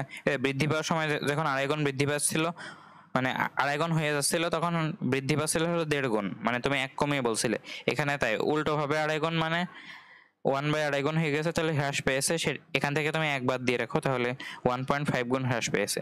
তো এখান থেকে তুমি বুঝতে পারছো 1.5 গুণ হ্রাস, 1.5 গুণ হ্রাস। তো আসলে শুরুতে আমি যে কাজটা করছিলাম সেটাই সঠিক ছিল, মানে প্রশ্নের ভিতর ভুল আছে, এটা আসলে এটা প্রশ্ন হতে পারে না। যতক্ষণ বৃদ্ধি পায় বলতে আমাদের আসলে মনে হয় বুঝিয়ে দিয়েছে যতক্ষণ হয়, বৃদ্ধি পায় কথাটা বলে প্রশ্নটা ভুল করে দিয়েছে, বৃদ্ধি পাওয়াটা সমান হবে এমন না, ততক্ষণ হ্রাস পায়, প্রশ্নটাই ভুল আছে। তুমি শুরুতে আমি যেটা করছিলাম সেটাই আসল প্রসেস, কিন্তু এসএসসি লেভেলে মাঝে মাঝে 8 গুণ হওয়া আর 8 গুণ বৃদ্ধি পাওয়া এই দুটো সমান বলে ফেলে, কিন্তু 8 গুণ হওয়া মানে হলো 7 গুণ বৃদ্ধি পাওয়া, 7 গুণ বৃদ্ধি পাওয়া। তো এখানে একটু তোমার মানে যারা প্রশ্নকর্তা আছেন তাদের জন্য এটা একটু সমস্যা যে তারা এই ভুলটা করে বসেন যে 8 গুণ হওয়া আর 8 গুণ বৃদ্ধি পাওয়া মানে যত গুণ হচ্ছে তত গুণই বৃদ্ধি পাচ্ছে এমন তারা ধরে ফেলে, কিন্তু এটা আসলে ভুল। তো তোমার যেহেতু প্রশ্নে ভুল ছিল তাই তুমি একরকম করে করেছো আসলে, মানে অ্যাপ্রোচটা বুঝলে, তোমার যদি প্রশ্নে ভুলও থাকে তুমি কিন্তু এটাকে এভাবে করতে পারো, যে খাতা দেখবে তার কিন্তু মানে মানে যদি খুব সূক্ষ্মভাবে না দেখেন তাহলে কিন্তু সেটাকে বুঝতে কিন্তু পারবে না অত সহজে যে তুমি এখানে ভুল কাজ করে মিলিয়ে এসেছো। তো শুরুতে যেটা করছিলাম সেটাই সঠিক, এটাই কিন্তু আসলে ভুল প্রসেস, যে আমি এইভাবে যে লাস্টে যে জিনিসগুলো বলছিলাম এটা কিন্তু ভুল প্রসেস। তো তারপরে তুমি এটা করলে তোমার কিন্তু মানে যদি খাতা খুবই দ্রুত দেখে তাহলে এটা বোঝার সম্ভাবনা কম যে এটা আসলে ভুল আছে। তো ভুল থাকলেও মার্ক দিবে, প্রশ্নে ভুল থাকলে তো মার্ক দেয়, কিন্তু এটাকে আসলে ভুল ধরে না বেশিরভাগ মানুষ। তোমার গাইডেও দেখবে এমন কয়েকটা ভুল আছে যে যত গুণ বেড়েছে তত গুণই হয়েছে এমন একটা জিনিস দেওয়া আছে, কিন্তু জিনিসটা সমান না। তো এটা আসলে একটা ঝামেলার প্রশ্ন, এটা তুমি স্কিপ করলেও সমস্যা নেই। চলো পরেরটা আমরা যাই। তো এখানে দেখো কি বলেছে, উদ্দীপকের আলোকে গাণিতিক পদ্ধতিতে দেখা যায় মুখ্যকুণ্ডলীতে প্রদত্ত মোট ক্ষমতা, মুখ্যকুণ্ডলীর মোট ক্ষমতা মানে কত, ক্ষমতা মুখ্যকুণ্ডলী মানে প্রাইমারিতে ক্ষমতা গৌণকুণ্ডলীতে প্রদত্ত মোট ক্ষমতার সমান মানে সেকেন্ডারি মোট ক্ষমতার সমান। তাহলে খুবই সহজ, তুমি জানো পি সমান ভিআই, মানে রোধ নির্ণয় করার জন্য তোমার যেমন ভি আর আই লাগছিল এখানে তোমার ভি আই লাগবে। এখন প্রাইমারির ক্ষমতা যদি তোমার বের করতে হয় তাহলে তোমার ওই ভি যেহেতু নেই ই আছে তাহলে তুমি এখানে ভি আই না লিখে ই আই এইভাবে ইউজ করো।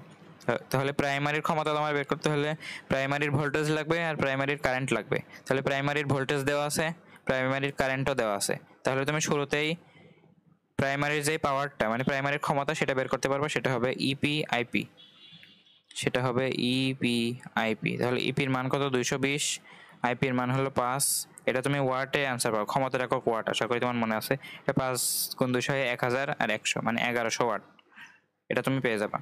এবার দেখো তোমার যদি সেকেন্ডারির পাওয়ার নির্ণয় করতে হয় তাহলে তোমার সেকেন্ডারির ভোল্টেজ লাগবে মানে ইএস লাগবে আর সেকেন্ডারির কারেন্ট লাগবে মানে আইএস লাগবে। এখন ইপি আছে আইপি আছে, ইএস নেই আইএস নেই, এগুলো বের করবে এনএস এর মাধ্যমে দুইটা আলাদাভাবে সূত্র প্রয়োগ করে। তাহলে তুমি ইপি ইএস এনপি এনএস এটা দিয়ে একটা সূত্রে ফেলো। তাহলে তুমি বের করতে চাচ্ছ ইএস, তুমি ইএসটা বের করে ফেলো। তাহলে তুমি পাবা ইএস বাই ইপি। তোমার যেহেতু এন এর মান ডাবল দেওয়া আছে তাই এনএস বাই এনপি যেহেতু সমানুপাতিক, তাহলে তুমি এখান থেকে ইএস এর মান পেয়ে যাবা। আমি এখানে এবারে একবারে মান বসাচ্ছি এস। তাহলে কি হবে, এনএস এর মান তোমার দেওয়া আছে কত, এনএস এর মান 125 দেওয়া আছে, এনপির মান দেওয়া আছে 550, আর ইপি তোমার দেওয়া আছে 220 ভোল্ট। তাহলে এটা যদি তুমি একবারে করো তাও তুমি করতে পারবা যে 125 60 দিয়ে যদি গুণ করো তাহলে আচ্ছা কত আসবে, এটা 50 আসবে। ক্যালকুলেটর করলে তো হয়ে গেল। এটা তুমি ইএস তুমি বের করে ফেললে, এরপরে তুমি আইএসটা বের করবা। যেহেতু তোমার ইএস আইএস এই দুইটা লাগবে, তাহলে আইএস বাই আইপি সমান তোমার আসবে এনপি বাই এনএস, যেহেতু ব্যস্তানুপাতিক। অতএব আইএস সমান তুমি কি পাবা, আইএস সমান এনপি বাই এনএস এর মান বসিয়ে তার সাথে আইপি গুণ। তাহলে এনপির মান হলো 550, এনএস এর মান হলো 125, আর তোমার আইপির মান কত, আইপির মান হলো 5 অ্যাম্পিয়ার। তাহলে তুমি অ্যাম্পিয়ারে অ্যান্সার পাবা, তোমার অ্যান্সারটা আসবে হলো 22 অ্যাম্পিয়ার। তো তুমি এবার যেহেতু ইএসআইএস জানো তাই তুমি পাওয়ারটা বের করে ফেলো, মানে পিএস মানে ক্ষমতাটা বের করো। তাহলে এটা হবে ইএস আইএস। ইএস এর মান কত 50 ভোল্ট, আর আইএস এর মান হলো 22 অ্যাম্পিয়ার। এটা তুমি ওয়াটে অ্যান্সার পাবা। এখন তুমি যদি ক্যালকুলেটরে বসাও তাহলে দেখবে এটাও কিন্তু 1100 ওয়াটই পাচ্ছ। এখন তোমাদের ক্ষমতা সমান হয় সেটা কিন্তু তুমি অলরেডি জানো, কারণ শক্তি সংরক্ষণশীলতা থেকে ক্ষমতা সমান থাকবে এটা আমরা দেখে এসেছি।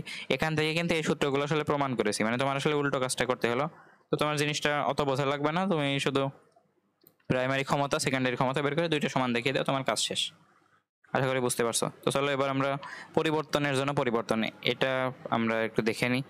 এটা মূলত এমন যে তোমার একটা ট্রান্সফরমার আছে, তোমার প্রাইমারিতে ধরো এনপি দেওয়া আছে, সেকেন্ডারিতে এনএস দেওয়া আছে, প্রাইমারিতে ইপি দেওয়া আছে, সেকেন্ডারিতে ইএস দেওয়া আছে। এখন ধরো তুমি চাচ্ছ যে প্রাইমারিতে ইপি তোমার ধরো ছিল 20 ভোল্ট, সেকেন্ডারিতে তুমি ধরো 80 ভোল্ট পেয়েছো।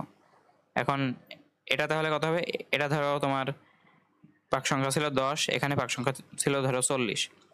এখন তোমার প্রশ্নকর্তার ধরো ইচ্ছা হলে এটা আসলে 80 ভোল্ট না, এটা তুমি 100 ভোল্ট বানাও দিনই, কেমন হয়, 100 ভোল্ট বানাও। তাহলে কি করবে, 100 ভোল্ট বানানোর জন্য তোমার পাক সংখ্যার কিরূপ পরিবর্তন করতে হবে। তুমি প্রাইমারি পাক সংখ্যা চেঞ্জ করতে পারো, মানে তুমি এবার ইপির মান 20 নিবা, ইএস এর মান তুমি নিবে 100। এটা নিলে তোমার এনপির মান যদি চেঞ্জ করতে চাও তাহলে এনপির নতুন মান, আর এনএস এর মান ব্যবহার করে তুমি এনপির একটা নতুন মান পাবা। অথবা তুমি যদি এনএস চেঞ্জ করতে চাও তাহলে এনপিটা সেম রেখে দিবা, মানে এনপি 10ই হবে, আর এনএস এর একটা নতুন মান পাবা। তো তোমার প্রশ্নকর্তার ইচ্ছা হবে যে কোনো একটা মান আমি চেঞ্জ করে দিই, সেই মান চেঞ্জ করার কারণে অন্য কোনো একটা মান চেঞ্জ হয় কিনা তাই দেখি। একইভাবে তুমি এটার সাথে আইপি আর আইএস এরও সম্পর্ক করতে পারবা। তো চলো আমরা দেখি জিনিসটা কেমন হয়। তো প্রশ্নে বলা আছে একটি ট্রান্সফরমারের প্রাইমারি ও সেকেন্ডারি কয়েলের ভোল্টেজ যথাক্রমে এত আর এত। প্রাইমারির ভোল্টেজ হলো এত, মানে এটা হচ্ছে ভি পি আর এটা হচ্ছে ভিএস। ট্রান্সফরমারটির প্রাইমারি কুণ্ডলীর পাঁচ সংখ্যা এত, মানে এটা হচ্ছে প্রাইমারির পাঁচ সংখ্যা মানে এনপি। ট্রান্সফরমারটি বসতবাড়ির উপযোগী করে তৈরি করতে পাক সংখ্যার কি রূপ পরিবর্তন করতে হবে। পাক সংখ্যার পরিবর্তন করতে হবে, এটা কিন্তু বলে দেয়নি যে আসলে কোন পাক সংখ্যা, প্রাইমারির পাক সংখ্যা নাকি সেকেন্ডারি পাক সংখ্যা। তাই আমরা দুই ধাপে দুইটাই করবো, একবার প্রাইমারি চেঞ্জ করবো, একবার সেকেন্ডারি চেঞ্জ করবো। তো সেটা বোঝার আগে আরেকটা জিনিস বুঝতে হবে, ট্রান্সফরমারটি বসত বাড়ির উপযোগী আমরা কেমনে করব। এখন তুমি যদি চলতরিৎ পড়ে থাকো তাহলে তুমি জানো যে বসত বাড়িতে আমরা 220 ভোল্ট ইউজ করি, কিন্তু এখানে দেখো প্রাইমারি কয়েলে 20 ভোল্ট দেওয়া আছে, শুধু 20 ভোল্ট। তাহলে বসত বাড়ির উপযোগী তুমি কেমনে করো বলো তো। ট্রান্সফরমারটা বসত বাড়ির উপযোগী করার জন্য তোমার এই 20 ভোল্ট থেকে তোমার 220 ভোল্ট বানিয়ে ফেলতে হবে। আশা করি তুমি বুঝতে পারছো। পাক সংখ্যার পরিবর্তন কি কারণে করা লাগবে বলো তো। তোমার যেহেতু পাক সংখ্যা অলরেডি দুইটা দেওয়া আছে, মানে পাক সংখ্যা দুইটা দেওয়া নেই। তোমার সেকেন্ডারি দেখো তোমার দেওয়া আছে 50 ভোল্ট, 50 ভোল্ট দেওয়া আছে তোমার সেকেন্ডারি, কিন্তু সেকেন্ডারি তোমার লাগবে হলো 200 ভোল্ট। তাহলে তোমার নিশ্চয়ই এই পাক সংখ্যাটা পরিবর্তন করে নিয়ে 50 না করে তোমার 200 বানাতে হবে, 20 থেকে 200 বানাতে হবে। শুরুতে তোমার যা পাক সংখ্যা ছিল সেখান থেকে তুমি 20 থেকে 50 পাচ্ছিলে, কিন্তু এবার তোমার পাক সংখ্যাটা চেঞ্জ করে এমনভাবে পাক সংখ্যাটা বসাতে হবে যাতে 20 থেকে তুমি 220 পাও। আশা করি তুমি বুঝতে পারছো। তো চলো আমরা এবার অঙ্কগুলো করে ফেলি। এখন কথা হলো যে পাক সংখ্যার কিরূপ পরিবর্তন করতে হবে, এটার জন্য তোমার সেকেন্ডারি পাক সংখ্যাটাও আগে থেকে জেনে রাখা উচিত। তাহলে তুমি শুরুতে এনএস এর মান কত ছিল সেটা বের করে ফেলো। তাহলে তুমি পাবা এনএস বাই এনপি সমান তুমি পাবা ভিএস বাই ভিপি। অতএব তুমি পাবা এনএস সমান তুমি পাবা ভিএস এর মান কত 50, ভিপির মান তুমি জানো 20, আর এনপির মান হলো 100 ভোল্ট। না ভোল্ট নাই, এন এর তো কোনো একক নাই, তাহলে তুমি এখান থেকে পাবা হলো 5 মানে 250। আশা করি তুমি বুঝতে পারছো যে শুরুতে তোমার প্রাইমারি কয়েলের পাক সংখ্যা ছিল 100, সেকেন্ডারি কয়েলের পাক সংখ্যা ছিল 250। তো এখানে তুমি রাখো। এবার তুমি নতুন এনএস এর মান বের করবা বা নতুন এনপির মান বের করবা। এখন শুরুতে তুমি নতুন এনপি ব্যবহার করো, মানে তুমি এনপিটাকে চেঞ্জ করো, এনপি পরিবর্তন করো। মানে তুমি বাংলা লিখে দিবা যে প্রাইমারি কয়েলের পাক সংখ্যা পরিবর্তন, এটা লিখবা। যেহেতু তোমার স্পেসিফিক্যালি বলে দেয়নি যে পাক সংখ্যার মানে কোন পাক সংখ্যার পরিবর্তন করতে হবে, সেটা তোমাকে বলে দেয়নি। তার মানে তুমি দুইটা পাক সংখ্যারই পরিবর্তন দেখিয়ে দিবা। যদি তোমার বলে দিত যে প্রাইমারি কয়েলের পাক সংখ্যা, তাহলে তুমি শুধু এনপিটাকে চেঞ্জ করতে, এনএসটা ঠিক রাখতে। যদি বলতো সেকেন্ডারি চেঞ্জ করো, তাহলে তুমি সেকেন্ডারিটা চেঞ্জ করে এটা তুমি ঠিক রাখতে। যেহেতু কোনোটাই বলে দেয়নি, তাই তুমি দুইটা ক্ষেত্রতে কেমন কেমন হতো সেটা বের করে ফেলো। তাহলে এনপি পরিবর্তনে তুমি একটা নতুন মান পাবো, সেটা হলো এনপি প্রাইম। তো লিখবা যে ধরি প্রাইমারি কয়েলের পাক সংখ্যা এনপি প্রাইম করে ফেললে আমরা সেকেন্ডারি পাক সংখ্যা, সেকেন্ডারি ভোল্টেজ কত পাবো বলো তো? এবার কিন্তু সেকেন্ডারি ভোল্টেজ হতে হবে 220, মানে ভিএস সমান আমাদের 220 হবে এবার। তো এই মানটা ইউজ করে তুমি এবার কাজ করো। তো ভিএস আমাদের আসবে 220, তো সেই মানটা নিয়ে তুমি কাজ করো। সেকেন্ডারিতে আমার এবার ভোল্টেজ পাওয়া লাগবে 220, এই 50 ফেলে দাও, 220 পাওয়া লাগবে, যেহেতু বসত বাড়িতে উপযোগী করতে হবে। তাই তুমি এবার নতুনটা পাবা। তুমি এনপি প্রাইম উপরে লেখো, যেহেতু এনপি প্রাইমটা নির্ণয় করতে হবে, নিচে এনএসটা রেখে দাও। তুমি যখন একটা পরিবর্তন করবে আর একটা রেখে দাও, একবারে তুমি দুইটা পরিবর্তন করতে পারবে না।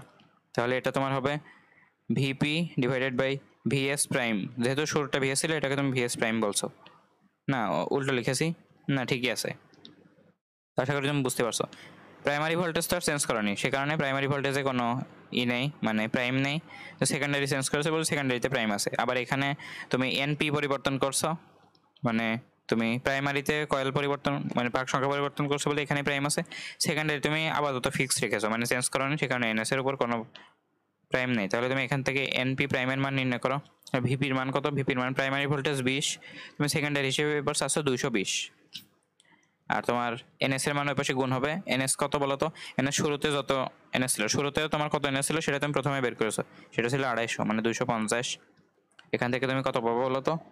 এখান থেকে তুমি মান পাবা হলো, তোমার কিন্তু ক্যালকুলেটরে 22.72 এমন একটা মান আসবে। তো তুমি এটা 23 আকারে দিয়ে দিবা। আর এখানে একটা জিনিস আছে যে এন এর তো কোনো একক নেই, তাই এখানে ভোল্ট হবে না, একটু দুঃখিত। তো তুমি প্রথমে তাহলে একটা অ্যান্সার পেয়ে গেলে যে এনএস এর মানটা তুমি ঠিক রেখে, তুমি যদি এনপি এর মানটা প্রথমে ছিল 100, তুমি যদি 100 থেকে তুমি 23-এ নিয়ে চলে আসো, তাহলে কিন্তু তোমার ভোল্টেজটা, সেকেন্ডারি ভোল্টেজ তোমার কিন্তু 220 পাবা। আর আরেকটা কাজ করতে পারো, তুমি তো এনপি পরিবর্তন করলে, তুমি এবার করতে পারো যে এনপি তুমি পরিবর্তন করবা না, তুমি এনএস পরিবর্তন করো, মানে কি গৌণকুণ্ডলীর পাক সংখ্যা পরিবর্তন। এটা তুমি লিখে দিবা। তাহলে কি হবে? তুমি তাহলে নতুন একটা মান পাবে এনএস প্রাইম। ধরি গৌণকুণ্ডলীর পাক সংখ্যা এনএস প্রাইম হলে আমরা সেকেন্ডারি ভোল্টেজ হিসেবে 220 পাবো, এমন একটা কথা লিখে দিবা। এবার তুমি এনএস প্রাইম বের করো। এনএস প্রাইম বাই এনপি সমান হবে VS prime by VP. VS prime লিখলাম কারণ ভিএসটাই প্রাইম, আর এখানে এনএসটাও প্রাইম, মানে কোনটা পরিবর্তন করছি সেটা হিসাবে প্রাইম লিখছি। তাহলে তুমি এনএস প্রাইমটা বের করে ফেলো। এনএস প্রাইম হবে, ভিএস প্রাইম হলো 220, ভিপি হলো 20, ভিএস প্রাইম 220, ভিপি যে 20, আর এনপি মানে শুরুতে যে এইটা ছিল সেটা ছিল 100। তাহলে তুমি এটা অ্যান্সার পাবে, এটা 11, তাহলে তুমি পাবে 1100। তাহলে কি শুরুতে তোমার এনএস ছিল 250, এবার তোমার 1100 করলে হয়ে যাচ্ছে। তো তাহলে তুমি দুইটা উত্তর পেলে। একটা উত্তর হলো তুমি এনএসটাকে ফিক্স রেখে এনপির মান 100 থেকে 23-এ আনলে তুমি ভোল্টেজ মানে আউটপুট ভোল্টেজ পাচ্ছ 220, অথবা এনপিটাকে তুমি ফিক্স রেখে এনএস এর যে মান সেটা তুমি 250 থেকে 1100-তে যদি উন্নীত করো, তাহলেও তুমি আউটপুট ভোল্টেজ পাচ্ছ 220। তো দুইটাই তুমি যদি লিখে দাও, তাহলে স্যারের মার্ক কাটার কোনো জায়গা থাকবে না। তো চলো আমরা পরেরটায় যাই, দ্রুত শেষ করি। যন্ত্র চালাতে সক্ষম কিনা। এখন দেখো তোমার ট্রান্সফরমারের সাথে এই যে তোমার সোর্স, এর সাথে তোমার ট্রান্সফরমার আছে, এই যে ট্রান্সফরমার, এখানে ট্রান্সফরমার, এই যে এখানে পাক আছে, এখানেও পাক আছে। তো এখানে এটার সাথে তুমি, আমি বলছিলাম না যে এখানে তুমি লাইট বা মোটর বা যা ইচ্ছে লাগাবা, এখানে ধরো তুমি একটা লাইট লাগাচ্ছ, এই লাইটটা চলবে কিনা সেটা বোঝার জন্য এই লাইটের ক্ষমতাটা তোমার জানা রাখবে যে এটার ক্ষমতা, এটা ধরো তুমি 100 ওয়াট পেলে, মানে এটা কিন্তু আউটপুট ক্ষমতা, আসলে বুঝতে পারছো তো? আচ্ছা, এটা হচ্ছে লাইটের ক্ষমতা, এটা তুমি পিএল বলতে পারো। এখন তুমি যে এখান থেকে তো তুমি আউটপুটের ভোল্টেজ পেতে পারবা, আউটপুট মানে সেকেন্ডারি, মানে এটা তো সেকেন্ডারি অংশ, মানে তুমি ভিএস পেতে পারবা, এখানে তুমি আইএস পেতে পারবা। এখন তাহলে সেকেন্ডারিতে তোমার যে ক্ষমতা পিএস, এটা যদি তোমার 100 ওয়াট হয়ে যায়, তো সেই ক্ষমতাটাই তো এই বাল্বটা পাবে, তাই না? বুঝতে পারছো? তাহলে পিএস সমান তুমি ভিএসআইএস করে তুমি সেকেন্ডারি অংশে যে ক্ষমতা সেটা বের করবা, সেই ক্ষমতায় তো এই লাইট পাবে, তাই না? তো লাইটের ক্ষমতা যদি হয় 100 ওয়াট, তাহলে তোমার ক্ষমতার প্রয়োজন 100 ওয়াট। এখন ধরো তুমি পিএস সমান ভিএসআইএস সূত্র প্রয়োগ করে তুমি পেলে 90 ওয়াট, কিন্তু লাইটে তো লাগবে 100 ওয়াট, তাহলে লাইট জ্বলবে না। কিন্তু যদি তুমি 100 বা তার চেয়ে বেশি পাও, 100 ওয়াট বা তার থেকে বেশি পাও, ধরো তুমি 110 ওয়াটও পাও, তারপরে জ্বলবে, কারণ তোমার যেটুকু প্রয়োজন সেটুকু তো তুমি দিতে পারছো। এখন যদি বেশি হয় তাহলে তোমার লাইট আস্তে আস্তে পুড়ে যাবে, সেটা ব্যাপার না। জ্বলবে কিনা তোমার সেটা বের করতে হবে। তাহলে কি হবে, সেকেন্ডারির যে ক্ষমতা, সেকেন্ডারি পাওয়ার, সেটা যদি তোমার এই যন্ত্রের পাওয়ার থেকে সমান বা বেশি হয় তখনই জ্বলবে, আর যদি কম হয় তাহলে জ্বলবে না। আশা করি তুমি বুঝতে পারছো। চলো আমরা ম্যাথটা করে ফেলি। তো ম্যাথে কি বলছে, তোমার আইপি, এনপি, ভিপি সব দেওয়া আছে। এখানে ভিএস হবে সেকেন্ডারি, এটা তাহলে ভিএসও দেওয়া আছে। এখন বলছে ট্রান্সফরমারটি দ্বারা 110 ওহম এর একটি বাতি জ্বালানো সম্ভব কিনা। তার মানে এখানে, আচ্ছা এখানে আবার এই জিনিস দিয়েছে কেন, এখানে যে কোনো একদিকে ওই এসি প্রবাহ হবে, তাই না? তো যে কোনো একদিকে এসি প্রবাহ দিতে হবে আর অন্যদিকে আমার ফাঁকা রাখতে হবে। তো এই প্রশ্নটা চলো আমরা একটু দেখে নিই। তো এটা দুই দিকে এসি প্রবাহ ব্যবহার করতে পারো তাই বোঝাইছে। মানে হয় তুমি এদিকে এসি ব্যবহার করে এখানে এসি ইউজ করবা না, এখানে তুমি লাইটটা ইউজ করবা, অথবা তুমি এইদিকে এসি ইউজ করে এদিকে তুমি লাইট ইউজ করবে, এসি ইউজ করবা না। আশা করি বুঝতে পারছো। তো চলো আমরা শুরুতে এটা এসি হিসেবে ব্যবহার করি। যে কোনো একদিক করলে হয়ে যায়, এটাকে তুমি ভিএস ধরো। প্রশ্নেও ত্রুটি থাকতে পারে, এটা আমি বুঝতে পারছি না জিনিসটা। তো তোমার দুই পাশে এসি থাকবে না, চিন্তা করো না। তো দেখো এদিকে ধরো আমার লাইটটা আছে, এখানে ধরো সেই লাইটটা, এটা সেই লাইট। এখন এই লাইটটা জ্বলবে কিনা বোঝার জন্য তোমার যে সেকেন্ডারি পাওয়ারটা সেটা তোমার বের করতে হবে। তো সেকেন্ডারি পাওয়ার বের করার জন্য তোমার সেকেন্ডারি যে ভোল্টেজ ভিএস আর সেকেন্ডারি যে কারেন্ট সেটা আইএস, এই দুটা মান তোমার লাগবে। তো এটার জন্য তুমি সহজেই বের করতে পারবা। এটা তুমি কেমনে বের করবা, তোমার দেখো ভিএস কিন্তু অলরেডি দেওয়া আছে, তোমার আইএস বের করতে হবে। তাহলে আইএস কেমনে বের করবা, দেখো এখানে ভিপিও দেওয়া আছে, ভিএসও দেওয়া আছে, ডাবল মান দেওয়া আছে ভি, আর তোমার বের করতে হবে আই। তাহলে তুমি যেটা বের করতে হবে সেটা লেখো আইএস বাই আইপি, আর যে ডাবল মানটা দেওয়া আছে সেটা লেখো ভি, ডাবল মান আছে তাহলে তুমি লিখবা ভিপি বাই ভিএস, যেহেতু ব্যস্তানুপাতিক। তাহলে তুমি আইএসটা পেয়ে যাবা। আইএস সমান কত হবে বলো তো, আইএস সমান হবে ভিপি বাই ভিএস গুণ আইপি। এটা আমি একবার লিখে দিছি। ভিপির মান হলো 440, ভিএস এর মান হলো 220, আর এর সাথে আইপিটা গুণ করবা, আইপি হলো 1 এম্পিয়ার। তাহলে তুমি আইএস এর মান পেয়ে যাবা, আইএস এর মান তুমি পাবা 2 এম্পিয়ার। তো তুমি যদি এই মানটা পেয়ে যাও 2 এম্পিয়ার, তাহলে এবার তুমি বের করতে পারবা যে তোমার এই ট্রান্সফরমারটা দ্বারা এই 110 ওহমের বাতি জ্বালানো যাবে কিনা। এখন 110 ওহমের বাতি তুমি কেমনে বের করবা, দেখো তো এখানে তুমি যদি 110 ওহমের বাতি তুমি বের করতে চাও, তাহলে এখানে তুমি একটা কাজ করতে পারো, তুমি এখানে যে রোধটা সেটা তুমি বের করে ফেলতে পারো, বা তুমি চাইলে 110 ওহমটাকে এখানে স্থাপন করলে আমার পাওয়ার কত হবে সেটা বের করতে পারো। এখানে যদি তুমি 110 ওহমের একটা বাল্ব তুমি স্থাপন করো, তাহলে এখানে তুমি আর জানো আর এখানে তুমি ভি আই সবই জানো, তাহলে তুমি 110 ওহমের যে বাতি সেই বাতির ক্ষমতা বের করতে পারবা। এখন ক্ষমতার সূত্রটা আমি বলিনি আসলে, এটা আমি বলে দিচ্ছি এখানে। পি সমান শুধু ভি আই, এটা তো তুমি জানো। তো চলো, তোর যারা পড়েছে তারা জানো পি সমান হলো ভি স্কোয়ার বাই আর, আবার পি সমান হলো আই স্কোয়ার আর।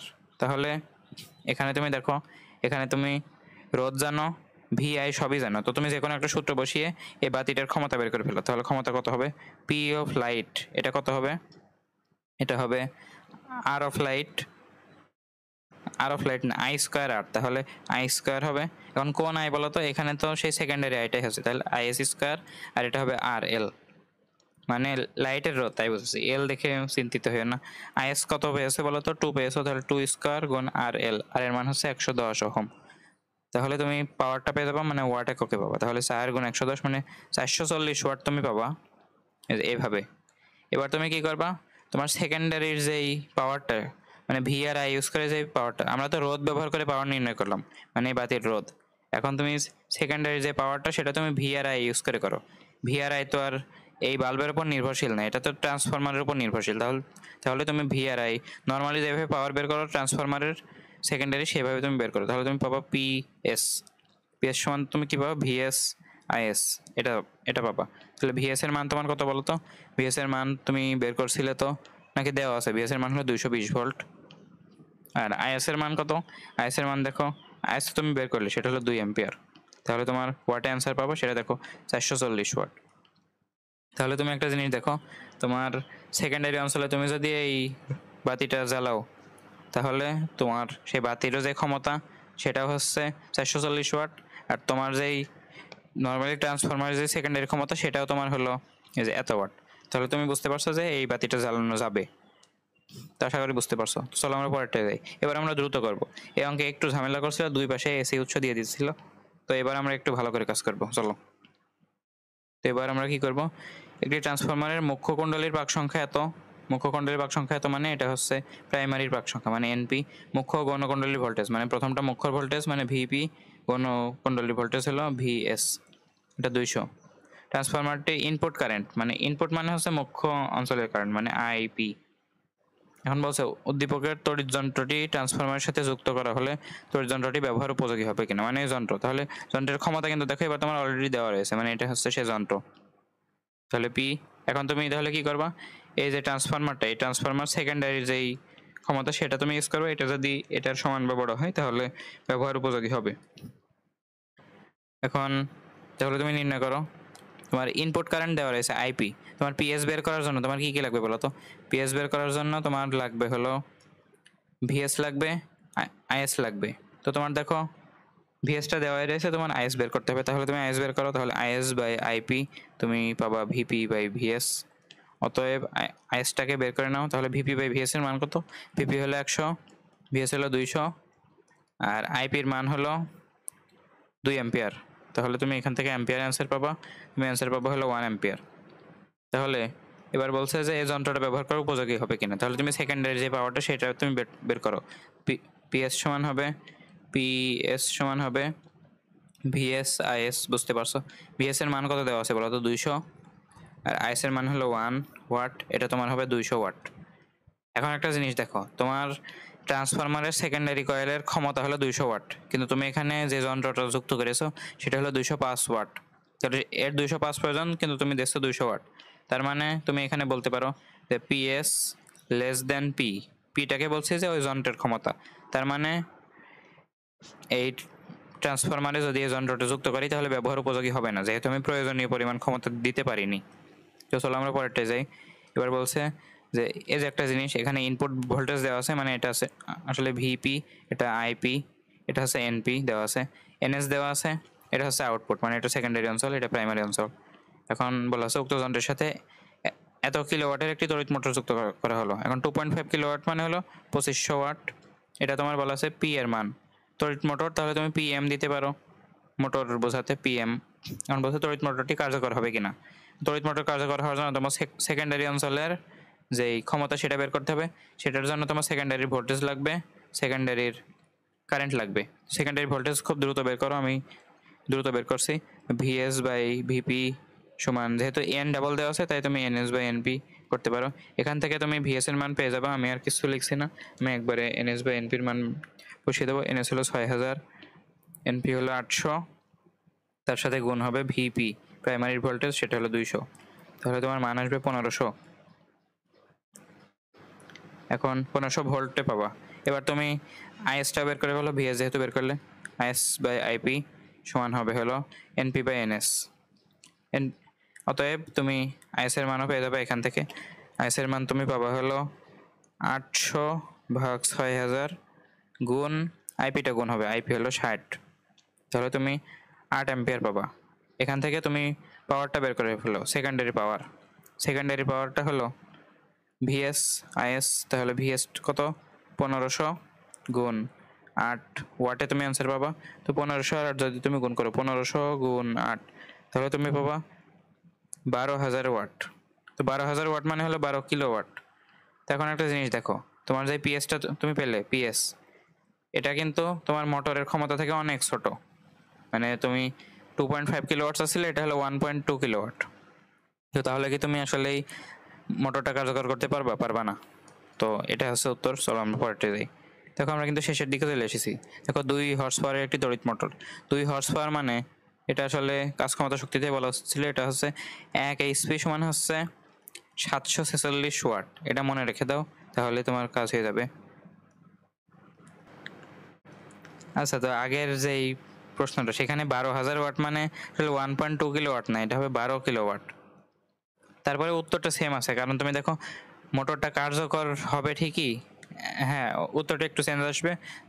মোটরটা চলবে ঠিকই কিন্তু মোটরটা কার্যকর হবে না। তার কারণ কি, তোমার 2.5 কিলোওয়াটের একটা মোটর, কিন্তু তুমি দেখছো 12,000 মানে 12 কিলোওয়াট, মানে তুমি কিন্তু অনেক বেশি দেখছো। মানে এখানে আসলে ছোট না, এখানে অনেক বড় হবে। অনেক বড় হওয়ার কারণে মোটরটা কিন্তু আসলে পুড়ে যাবে বা মোটরটা নষ্ট হয়ে যাবে। মানে মোটরটা নষ্ট হয়ে যাবে, কারণ কার্যকর হওয়া মানে উপযোগী হয়ে বোঝা যাচ্ছে। মানে মোটরটা আসলেই আমরা সফলভাবে চালাতে পারবো কিনা। এখন মোটরটা চললেও একটু পরে দেখবো মোটরটা নষ্ট হয়ে গেছে, তাই কার্যকর হবে না। তাই বলে দিব যে মোটরটা চলবে ঠিকই, কিন্তু কিছুক্ষণ পর নষ্ট হয়ে যাবে, অনেক বেশি ক্ষমতা দেওয়ার কারণে। তো চলো আমরা লাস্ট অঙ্কে চলে আসলাম। লাস্ট অঙ্ক মানে একদম শেষের দিকে। তো এখানে কি বলেছে, 2 HP এর একটি তড়িৎ মোটর। 2 HP মানে তাহলে কত হবে, 2 × 746 ওয়াট। তাহলে এটা হবে 2 × 746 ওয়াট, মানে এটা 1492 ওয়াট। তাহলে 1492 ওয়াট তোমার দেওয়া রয়েছে। এখন বলছে একটি স্টেপ ডাউন ট্রান্সফরমার, এটা তোমার না বুঝলেও হচ্ছে, কারণ তুমি এখান থেকে মান নিয়ে কাজ করবে। স্টেপ ডাউন ট্রান্সফরমারের গৌণকুণ্ডলীর প্রান্তে যুক্ত আছে, মানে তড়িৎ মোটরটা গৌণকুণ্ডলীর প্রান্তে যুক্ত। ট্রান্সফরমারটির গাঠনিক চিত্র নিম্নরূপ, চিত্র এঁকে দিল। এখানে এনপি দেওয়া আছে, এনএস দেওয়া আছে। এখন দেখো এনপি বড় এনএস ছোট, তাহলেই তো স্টেপ ডাউন তুমি বুঝিয়ে যাবে, এটা বলা লাগে না। ইপি দেওয়া আছে, আইপি দেওয়া আছে। এখন এনপি এনএস ব্যবহার করে আর এই ইপি ব্যবহার করে তুমি একটা ইএস পেয়ে যাবে না, ইএস বাই ইপি সমান এনএস বাই এনপি সূত্র দিয়ে। আবার তুমি এনপি এনএস ব্যবহার করে আর আইপি ব্যবহার করে তুমি একটা আইএস পেয়ে যাবে, আইএস বাই আইপি সমান এনপি বাই এনএস। এখন তুমি ইএস আর আইএস তুমি যদি গুণ করে দাও তাহলে তুমি পিএস পেয়ে যাবা। এখন সেই পিএস যদি এই 1492 থেকে কম হয় তাহলে চলবে না, মানে মোটরটি চালাতে সক্ষম হবে না। আর যদি বেশি হয়, মানে যদি সমান হয় তাহলে চালাতে সক্ষম হবে। আর যদি অনেক বেশি হয়ে যায় তাহলে চালাতে সক্ষম হবে ঠিকই, কিন্তু একটু পরে নষ্ট হয়ে যাবে। আশা করি তুমি বুঝতে পারছো উত্তরটা। চলো আমরা পরেরটায় যাই। সে একটি ট্রান্সফরমারের মুখ্য কুণ্ডলীর ভোল্টেজ এত, মানে এটা হচ্ছে ভিপি। পাক সংখ্যা এত, মানে এটাও মুখ্য কুণ্ডলীরই, মানে এটা এনপি। তড়িৎ প্রবাহ এত, মানে এটা আইপি। গৌণ কুণ্ডলীর প্রবাহ দেওয়া আছে, এটা হচ্ছে আইএস। এখন 1.5 ক্ষমতার একটি তড়িৎ মোটর ট্রান্সফরমারের সাথে চালানো সম্ভব কিনা গাণিতিকভাবে দেখাও। এ লাগছে না আমার করে, এটা তোমার এইচডব্লিউ। তো চলো আমরা পরেরটায় যাই। এখানে দেখো বলা আছে চিত্র বি এর তড়িৎ মোটরটির কর্মদক্ষতা এত। এখানে দেখো চতুর্থ অধ্যায়ের কনসেপ্ট নিয়ে এসেছে। মোটরটি 40 সেকেন্ডে, এটা টি দেওয়া আছে। 40 সেকেন্ড মানে সময় 40 মিটার উচ্চতা থাকে, মানে এটা হচ্ছে এইচ। কোনো ট্যাঙ্কে এত কেজি পানি উঠাতে পারে, এটা হচ্ছে এম। জি দেওয়া আছে, এই যে বলছে এ যন্ত্রটি দ্বারা বি যন্ত্রটি চালানো সম্ভব হবে কিনা। এ যন্ত্রটা কিন্তু দেখো একটা ট্রান্সফরমার, এটা আমরা যা শিখছি তাই। আর বি যন্ত্র তোমার এই বৈদ্যুতিক মোটর, সেই মোটরের কিছু জিনিসপাতি দেওয়া আছে। এখন একটা জিনিস দেখো, এ যন্ত্রে তুমি একটা আউটপুট, মানে আউটপুট না তুমি সেকেন্ডারি, হ্যাঁ আউটপুটই, কিন্তু সেটাকে আমরা বলি সেকেন্ডারি। সেকেন্ডারি ক্ষমতা পাবো একটা। এখন এখানে যদি তুমি সেই মোটরটা তুমি ব্যবহার করো, বলা আছে যেটা বি এর মোটরটি, মানে এ যন্ত্রটি দ্বারা বি যন্ত্রটি চালানো সম্ভব কিনা। তার মানে এ যন্ত্রে তুমি যে আউটপুট পাওয়ারটা পাবা সেটাই বি যন্ত্রের ইনপুট পাওয়ার হবে, মানে পি ইনপুট হবে এখানে। মানে এখানে তুমি যে সেকেন্ডারি পাওয়ারটা পাবা এটাই ওই মোটরের ইনপুট হবে। কারণ মোটরের ইনপুট বের করার জন্য আমাদের আবার কর্মদক্ষতার অঙ্ক করা লাগছে। তো চলো আমরা যারা চতুর্থ অধ্যায় করে এসেছো তারা এটা পারবা, না হলে কিন্তু পারবা না। তো কর্মদক্ষতার সূত্র আমরা জানি যে এটা সমান P output by P input, সেখান থেকে আমরা করে ফেলতে পারবো। এটা equals to P output divided by P input. এখান থেকে তুমি পি ইনপুটের মান পেয়ে যাবা। পি ইনপুট সমান তুমি পাবা পি আউটপুট ডিভাইডেড বাই এটা। এখন আউটপুটটা আমরা কেমনে বের করি, আউটপুট হলো বাস্তবে যে জিনিস ঘটছে, এই যে বাস্তবে এত পানি উঠাতে পারছে সেখান থেকে আমরা পাওয়ারটা পেয়ে যাই। পাওয়ার সমান আমরা লিখতে পারি M G H by T. এখন M G H by T আর নিচে আছে এটা একবার লিখে দিলাম। এখন এম কত, এম হলো 200 কেজি, জি হলো 9.8, এইচ এর মান হলো 40, আর টি এর মান কত বলো তো, টি এর মান হলো 40 সেকেন্ড, আর এটা হলো 90%। তুমি এটাকে লিখতে পারো 0.9। যেহেতু এখানে 100 গুণ করিনি তাই তুমি একবারে 90/100 করে 0.9 লিখতে পারো। এখানে তুমি ওয়াটে অ্যান্সার পাবা। তো সেই অ্যান্সারটা কত হবে, সেটা হবে 2177.77 ওয়াট। বা এটা তুমি রেখে দাও। তার মানে তোমার এই মোটর চালানোর জন্য যে ইনপুটটা সেটা তোমার লাগবে হলো 2177.77 ওয়াট লাগবে, বা 78 ওয়াট লিখতে পারো। 2177.78 ওয়াট এত তোমার লাগবে পাওয়ার হিসেবে। এখন সেই পাওয়ারটা কোথা থেকে আসবে, এই ট্রান্সফরমারের সেকেন্ডারি পাওয়ার। তাহলে এখান থেকে তুমি সেকেন্ডারিটা নির্ণয় করবা। কেমনি করবা দেখো, তুমি ট্রান্সফরমারের দুই অংশের এনপি আর এনএস জানো। এখন আগের নিয়মে এটা দেখো তোমার ভিপি, এটা দেখো তোমার আইপি। এখন এনপিএনএস এর সাহায্যে আর এভিপি এর সাহায্যে তুমি ভিএসটা বের করে ফেলতে পারবা, আর এনপিএনএস আর আইপি এটার সাথে তুমি আইএসটা বের করতে পারবা। এখন ভিএস আর আইএস যদি তুমি গুণ করো তাহলে তুমি পেয়ে যাবে এই পিএস। এখন এই পিএস এর মান যদি এই যে পি ইনপুটের যে মান সেটা বের করলাম, এই পিএস এর মান যদি এর থেকে ছোট হয় তার মানে এই বৈদ্যুতিক মোটর চলবে না, যদি সমান হয় তাহলে চলবে, বড় হলেও চলবে, কিন্তু বেশি বড় হলে এবার ঝামেলা যে মোটরটা নষ্ট হয়ে যেতে পারে। তো চলো আমরা পরেরটায় যাই।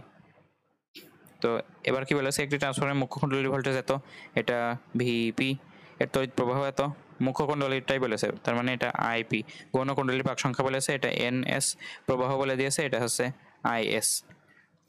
এখন আবার সে একই জিনিস, যে ট্রান্সফরমারটাকে এত কর্মদক্ষতার একটি বৈদ্যুতিক মোটর চালানোর জন্য নির্বাচন করা হলো। তার এম দেওয়া আছে, এটা হলো এটা, এম দেওয়া আছে এত পানি এত সেকেন্ডে, মানে এটা হচ্ছে টি, আর এত উচ্চতা এটা হলো এইচ। ওঠাতে পারে উল্লেখিত মোটরটি চালানোর জন্য ট্রান্সফরমারটি উপযোগী কিনা। তাহলে তুমি কি করবা, এই মোটরটির যে ইনপুট যেই পাওয়ারটা সেটা তুমি বের করবা। কেমনে বের করবা, তুমি এম জির মান জানো, M G H by T করে তুমি পি আউটপুট পাবা। এই পি আউটপুট আর এটা এটা তুমি একসাথে করে পি ইনপুট পাবা। কারণ পি ইনপুটের মান তুমি রেখে দাও যে তোমার মোটরটা চালানোর জন্য এত পরিমাণ ইনপুট লাগবে, মানে এত পরিমাণ ইনপুট তোমার কোথা থেকে আসবে, এই যে ট্রান্সফরমার সেটা সেকেন্ডারি পাওয়ার থেকে আসবে। সেকেন্ডারি পাওয়ারের জন্য তোমার সেকেন্ডারি ভোল্টেজ লাগবে, সেকেন্ডারি কারেন্ট লাগবে। এখন সেকেন্ডারি কারেন্ট তোমার দেওয়া আছে, এই যে দেখো আইএস তোমার দেওয়া আছে, আর ভিএস তুমি কেমনে বের করবা, তোমার দেখো ভিপি দেওয়া আছে, আইএস দেওয়া আছে, আইপি দেওয়া আছে। তো তাহলে তুমি আইটা তোমার ডাবল দেওয়া আছে আর তোমার ভিপি দেওয়া আছে, তাহলে তুমি আরেকটা ভিও নির্ণয় করে ফেলতে পারবা। এই দুটো গুণ করে তুমি পাবা পিএস। এখন এই পিএসটা এই ইনপুটের চেয়ে ছোট হলে চালানো যাবে না, মানে চালানোর জন্য উপযোগী না, আর যদি সমান বা বড় হয় তাহলে চালানোর জন্য উপযোগী, বেশি বড় হলে এটা নষ্ট হয়ে যাবে। এটা মনে হয় লাস্ট টাইপ, এটা হচ্ছে ব্যাখ্যামূলক। তো এটা আমি আশা করি যে এই জিনিসটা বুঝিয়ে দিয়েছি যে ট্রান্সফরমারটি যে নীতির উপর ভিত্তি করে তৈরি তা বিশ্লেষণপূর্বক এর ব্যবহার আলোচনা করো। তো ট্রান্সফরমার কোন নীতির উপর প্রতিষ্ঠিত বলো তো, এটা তাড়িৎ চুম্বক আবেশ, তাড়িৎ চুম্বক বা তাড়িৎ চৌম্বক আবেশ এই নীতির উপর প্রতিষ্ঠিত। এটা মানে কি ছিল, তুমি যদি ম্যাগনেটিক ফিল্ড চেঞ্জ করো, মানে চৌম্বক ক্ষেত্র চেঞ্জ করো, ম্যাগনেটিক ফিল্ড চেঞ্জ করো, তাহলে তুমি তড়িৎ প্রবাহ পাবা বা তুমি সেখানে ভোল্টেজ পাবা। তো এই নীতির উপর প্রতিষ্ঠিত, এটা তুমি ব্যাখ্যা করে দিবা, আর তার সাথে তা বিশ্লেষণপূর্বক এর ব্যবহার আলোচনা করো। ব্যবহার, তো ব্যবহার তোমার গাইডে কিন্তু খুব সুন্দর মতো দেওয়া আছে যে তোমার যদি ভোল্টেজ বাড়ানোর দরকার হয় তাহলে তুমি বাড়াতে পারবা, ভোল্টেজ কমানোর দরকার হলে কমাতে পারবা। তো এরকম ব্যবহারগুলো করতে পারবা। এটার জন্য তোমার গাইড ফলো করতে হবে। গাইডে তুমি দেখবে এই প্রশ্নটা পাবা। তো এই প্রশ্নে যে এই ব্যাখ্যাটা দেওয়া রয়েছে সেটা একটু রিডিং করে নাও, তাহলে তুমি বুঝতে পারবে কি কি লিখতে হবে। আমি তো বলে দিলাম এই নীতির উপর প্রতিষ্ঠিত, নীতিটাও তোমার বুঝিয়ে দিলাম, এটা দিয়ে তুমি কি কি কাজ করতে পারবে সেটাও বলে দিলাম। এবার তুমি তোমার মতো করে এই ব্যাখ্যাটা করে ফেলো সুন্দর করে। এখন একটু বড় লেখার চেষ্টা করবে, যেহেতু ফিজিক্সে এই ব্যাখ্যা। এখন ব্যাখ্যা প্রশ্নে তুমি ফুল মার্ক পাও না, হতে পারে তুমি এখানে 3 পাচ্ছ, তুমি খুব ভালো লিখলে 4 পাবা। তো চলো আমরা পরেরটায় যাই। তো পরেরটা কি বলছে আমাদের, পরেরটাই বলছে বিদ্যুৎ পরিবহনে উদ্দীপকের যন্ত্রটির গুরুত্ব বিশ্লেষণ করো। তো বিদ্যুৎ বহনের গুরুত্বটা আসলে কি, যে তুমি বিদ্যুৎটা আসলে চাইলে বাড়াতে পারবা, মানে তড়িৎ প্রবাহটা বাড়াতে পারবা, তড়িৎ প্রবাহটা কমাতে পারবা, আবার সমানও রাখতে পারবা।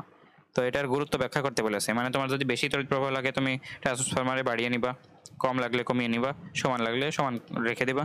তো এটা তুমি ব্যাখ্যা করে দেবে, এটাও গাইড ফলো করতে হবে। আর লাস্ট যে প্রশ্নটা সেটা বললো চিত্র 2 গৌণকুণ্ডলীর বিভব পার্থক্য শূন্য হবে কেন।